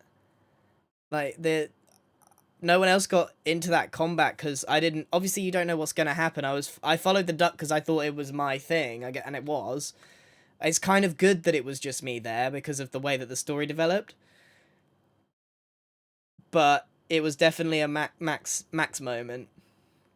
So hopefully next session we all come together and some of the others get a bit more screen time. But from my perspective, that was awesome. Like the way it played out and the way that Max's character is going is really cool. Yeah, you guys thought I was gonna die.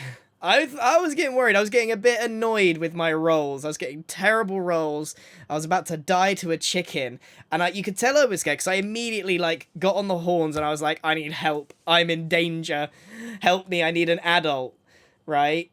And then plot twist, turn to stone, duck saves me, and that was kind of like, you know, in the backstory that Max wasn't really, and I hopefully that came across with time. Let's focusing on that. There we go.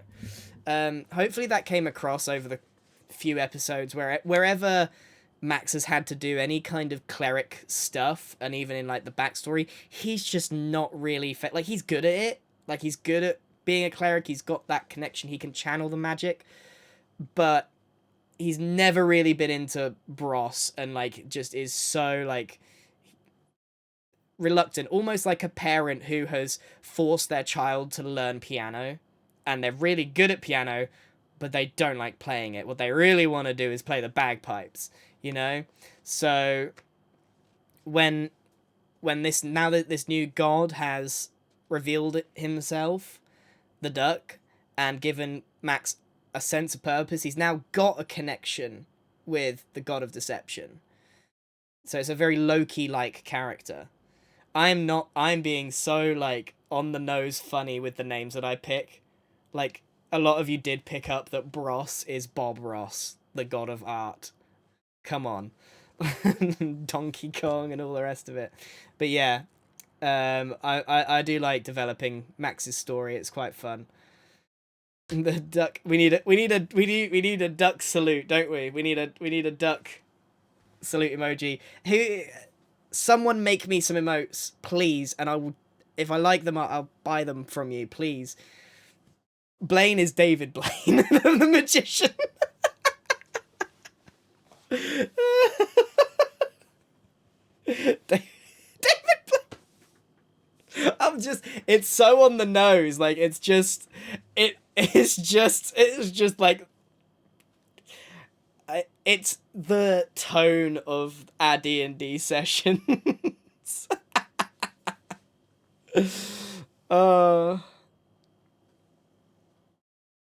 Yeah, good. Where to post them? If you're an artist and you make emotes and stuff, there's 2 emotes that I really want, maybe 3. But I mean, like, I should really find an artist and commission them, to be honest with you. What I really want, I guess, is duck salute. That'd be cool, I think. And you can email me them if you're really into it. But like I'm now worried I'm gonna get lots of drawings that I say no to, and that's not great. So I'm regretting what I'm saying. I actually think maybe if you are a serious artist who gets commissioned and stuff, maybe send me an email, like a formal business email with your portfolio, and I will then say, yes, I would like you to go ahead. If you do fancy just doing it at a whim, then go ahead, but like actually I'm feeling like this is maybe a bad idea and I'm going to backtrack. Because I don't check Twitter or whatever. Yeah, the other emote that I want is like Permit Master Grian dancing. So like if we got like the Please Hold music or some other music, and it's like, you know the John Hamm meme where he's like a bit like that, but like more like he's like this, and he's like bobbing reluctantly, something like that. I guess I could do. I don't know. I don't know is the ultimately. I just nodding, yeah, dancing, crossed arms, nodding, dancing, that kind of thing. Backflip animation. I mean, there's endless. I'm happy for you guys to cook, to be honest.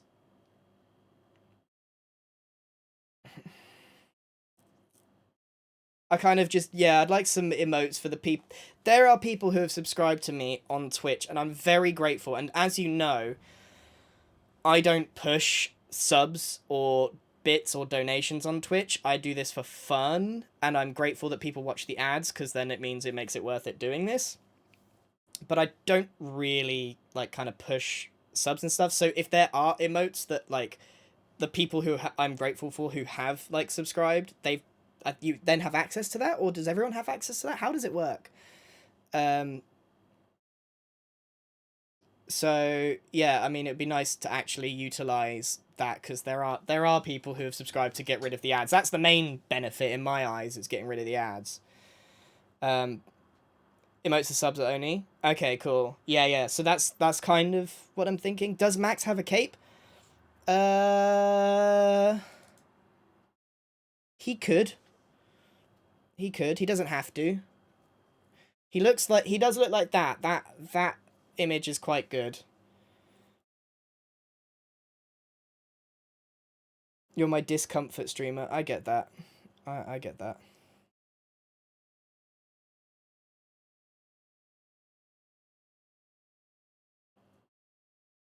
Anyway, let's have a look at the fundraiser. So when I started this stream, so we're going to be doing some fundraising for the next couple of days, because I really want to get this school some more stuff. And when I started the stream, it was on 20,648. It is now on 21,591. So we are like 50 quid, £50 away from, because I'm going to match £1,000. That's nearly it. So I will then donate a thousand. So let me see. I mean, I'm going to try and read some of these out, even though this website is not great for it. Anonymous with £43. I have to assume you're American and have donated 50 because of that number. A lot of these, I'm guessing, are Americans being exceptionally generous. I find that Americans are really, really generous when it comes to charity. I'm not going to lie. Destiny with £13. Thank you so much. I mean, you've bought pencils for the whole school. That's how cheap it is. £18 from Carly. Thank you so much. I mean, think about like what this means. Anonymous, £17. You have probably given one of those teachers over a month's worth of wages, and they can buy themselves something nice, get some food. Jason, £21. Same again, you might have got, given a teacher. I'm going to really ask to give these teachers a bonus to, help. If happy teachers, happy kids, Anonymous with £12. Another anonymous with £11. All of these could be going towards a laptop or two for the kids to learn how to use a computer. If those kids can learn a computer, they'd never have access to a computer. Like, I don't know where in their education, because I know for a fact that the state-run school didn't have any electronics. So just think about that. No, like, nothing. Learning some IT literacy. Felix with £5, Amber with £7, Cassandra with £7, Nova with £7, Thomas with £5. I mean, this makes a huge difference. And remember, I'm matching every single one. Arrow with £5, Sophia with £5, AN with £5, Georgia with 5, Anonymous with 5, Anonymous with 18, Kieran with 7, an anonymous donation of £75. I mean, huge. The donation link will be up and running all the time, basically, but I'm going to be plugging it for the next 3 days. It's literally how I make a living, Grian. Yeah, exactly. If I didn't have access to a PC or learn how to do PC things, I got to admit, when I was at school, I was better at computer than I am now. As you can tell, I am no good. Treble Clef with £5, Anonymous with £18. I'm gonna try and say this name. Busra ne Ozcan. What a name. £10. Thomas with £5. Chrysynthia with £18. Madeline with £37. Wowzers. Melvin, this is giving me some good name ideas for Scar, by the way. It's hard coming up with names. Sophia with 10, Tori with 10, Isabella with £28. Is there anything you particularly want to see this money go to for the school? Because, you know, I do get a say. I do get a say in this. So, like, if you want table, chairs, you want it to go towards the bus, like, teachers. Yeah, teacher bonus. Yeah, I get that.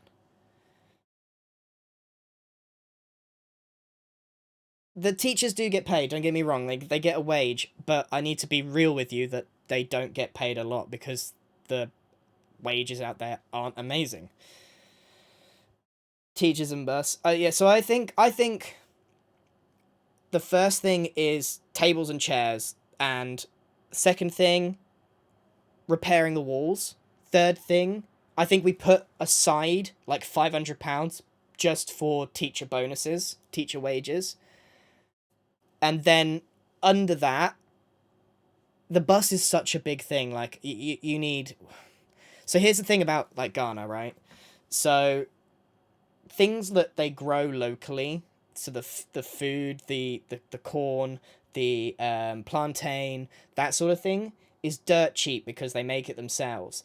Anything that they have to import has crazy import tax. So if they want to get a car or a van, it costs more over there than it would here, just generally, because of all the extra fees, etc. So if we were going to fundraise for a battle bus, we need like 40 grand. Like, it's a crate. Like, think about that for a second. The cost of a van is almost double what it costs to build the school, right?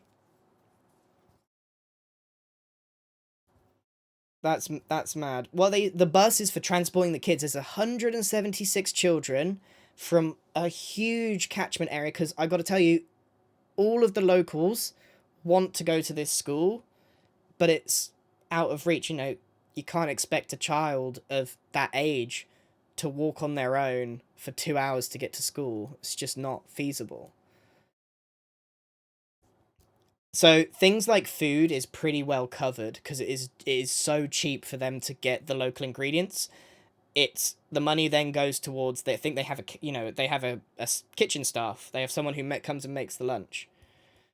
Yeah, okay, I think that feminine products, teachers, transportation. I mean, the school's age range is, I think, 2 to 7. Yeah. So, I think I've kind of got to it, because I recognise Ben donating 5, Marcus with £37 3 hours ago. I could probably refresh this. I wish I had a better way. It's gone up. So, right, I am going to chuck in £1,000 of my own cash towards this as well. I think I've given like 10 grand to this in total, you know. Because every time I do it, I match it. So, right. It was on 20648. Yeah, so we are. So I will put in, not on stream, an extra £1,000 to match all of the donations that you guys have done. So that is £2,000 raised today from this D&D session. So that's really, really good. Really, really good. That will cover so much. So much. Definitely push for special education accommodations. Yeah, I actually don't know much about... I mean, when I went there, I went for the opening of the school. So, I don't know. It's not that easy. It's not like education in the Western countries. This is a privately run school, and the demand is way higher than the supply, which is why we're trying to raise money. Thank you so much to everyone who has donated. I can't tell you enough how far 10, 5, 20 pounds goes in Ghana. It goes a long way. A really, really long way.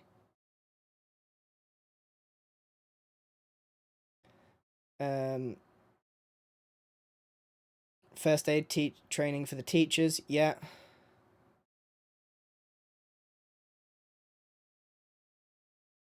I mean, at the moment we've got, you know, the walls are crumbling, so you know, the way that they built the school, I think, was done as efficiently as possible, or it was just the way that they build over there, but they really need to like plaster those walls, and that's going to cost a ton of money, I think.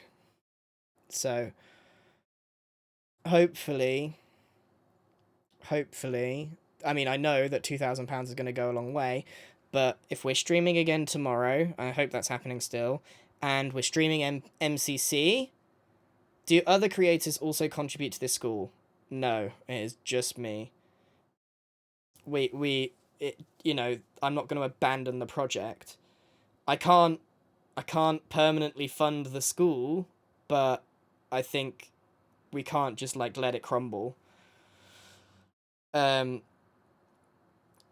this came about is I met a wonderful woman called Nana. Yes, that is her name. It's a title, really. And she is a queen mother of a traditional area in the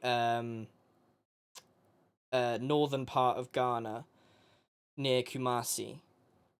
And she lives and works over here half the time, and the other half she lives in Ghana. Now, because she's the queen mother of this area, she really wants to just see... She just has these projects. She just, like, you know, she has a real sense of duty to her constituents, because it's kind of like a mayor of the area, if I can, like, give it parity to something you would understand.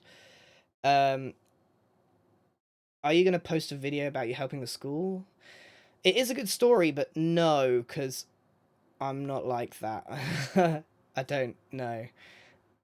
I just want to help fund this. The real hero here is really Nana, who has put in so much of her time to benefit the children of the area she lives in, right? I haven't done any of the building. I went over and I had a wonderful visit to Ghana, and I saw that the school was there, and I saw the opening. The Chachabian just donated. Oh, thank you so much. Yeah, I don't, you know, I hope she's well loved and respected over there. But yeah, she built this school out of a need to help her area.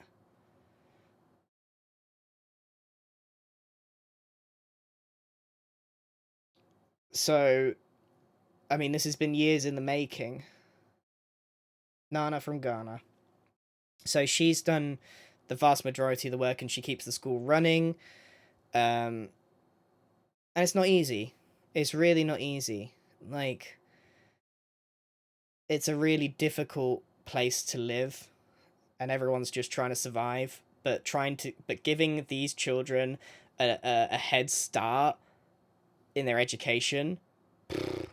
I can't imagine having a higher impact on 176 children's lives than giving them that education. Not only that, did these, you know, their parents can go out and work while they're at school. They don't have to look after them during the day. What's the email for your emotes? It's grianbusiness@gmail.com. How did you find out about this? Through real life meeting, like through my wife's family friends and stuff. So it's, you know, someone that is like close in terms of family and friends, and it was brought up to me that like she was trying. It initially started because she was raising money for a roof. The roof, because in Ghana, how it works, construction works, you know, here or in the West, you typically have your budget, or you get funding for, let's say it costs you 200 grand to build a house, okay?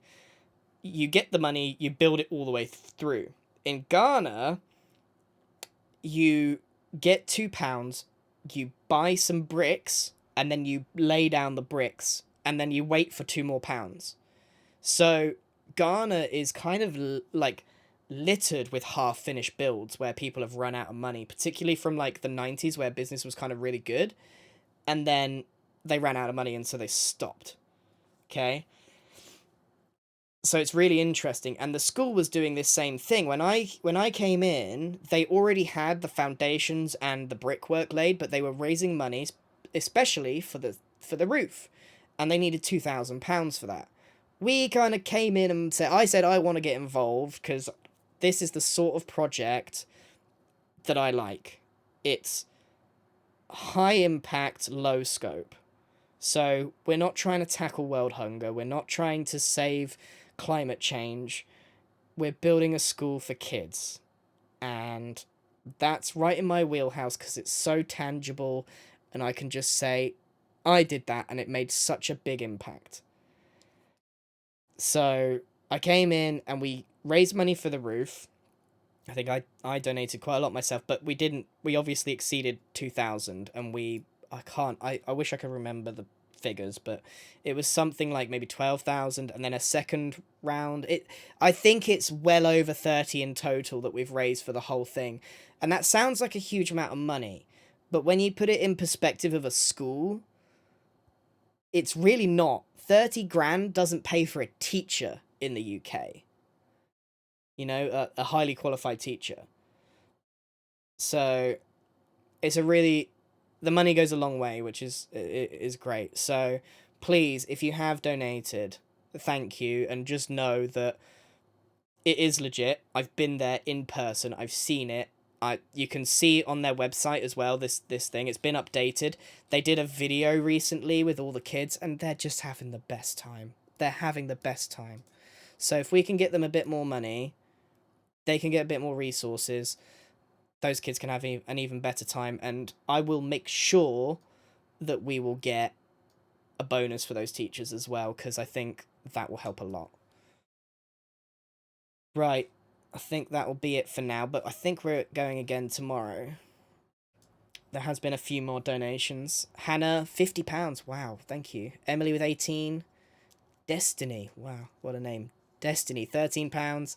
Quite a few anonymouses. Mill with £10. I really need to figure out how to get donations up here, because, look, it's not in order. There's an anonymous from 2 hours ago. Then there's a J Zoo from £8 from 31 minutes ago. It's not in chronological order, and it's driving me mad. Keenan with £6, 3Sia with £7, Teddy with 5, Abigail with 5, Felix with 5, Amber with 7. I think I've probably said these now. Thank you so much. Thank you so much. I'm a teacher, and this is the type of work I live for. It's so rewarding, and sometimes the world feels so big. I can sort by newest. I can't see that. I don't know where if I go see all, I can see top. And I can see 3 years ago, a very generous person donated £1,000 called Sophia. I can click all, and then I cannot see a way to filter unless I've got something else.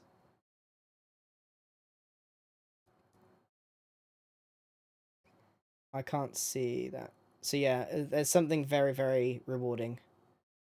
Okay, maybe on mobile it's better. On this it's rubbish. I can see 96 recent donations, so that is you guys. Right, that'll be it from me, everybody. I hope you enjoyed the D&D session. I know I did. It was a max episode, and it was awesome. Awesome. Oh, sorry, if I said your legal name and it was on here, just go anonymous if you don't want your name on here. I'm sorry, I would have thought that if you put your name on here, you were okay with me reading it. I'm sorry about that. Is there anyone to raid? I've actually remembered to raid someone. I don't have any packs to open, by the way, because I'm a goblin and I have opened all the packs. They're all gone. I need more. Hopefully tomorrow.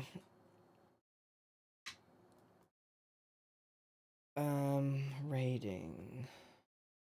Jamal, you say? Jamal. I'm starting to think he streams when I stream because he knows that I'm a sucker for the raid video. All right, you're going to Jamal. There's nothing you can do about it. All right, here we go. Some viewers are ready to go. Tell him I said hello. Tell him to play the video. That's all you got to say. He'll play the video. All right.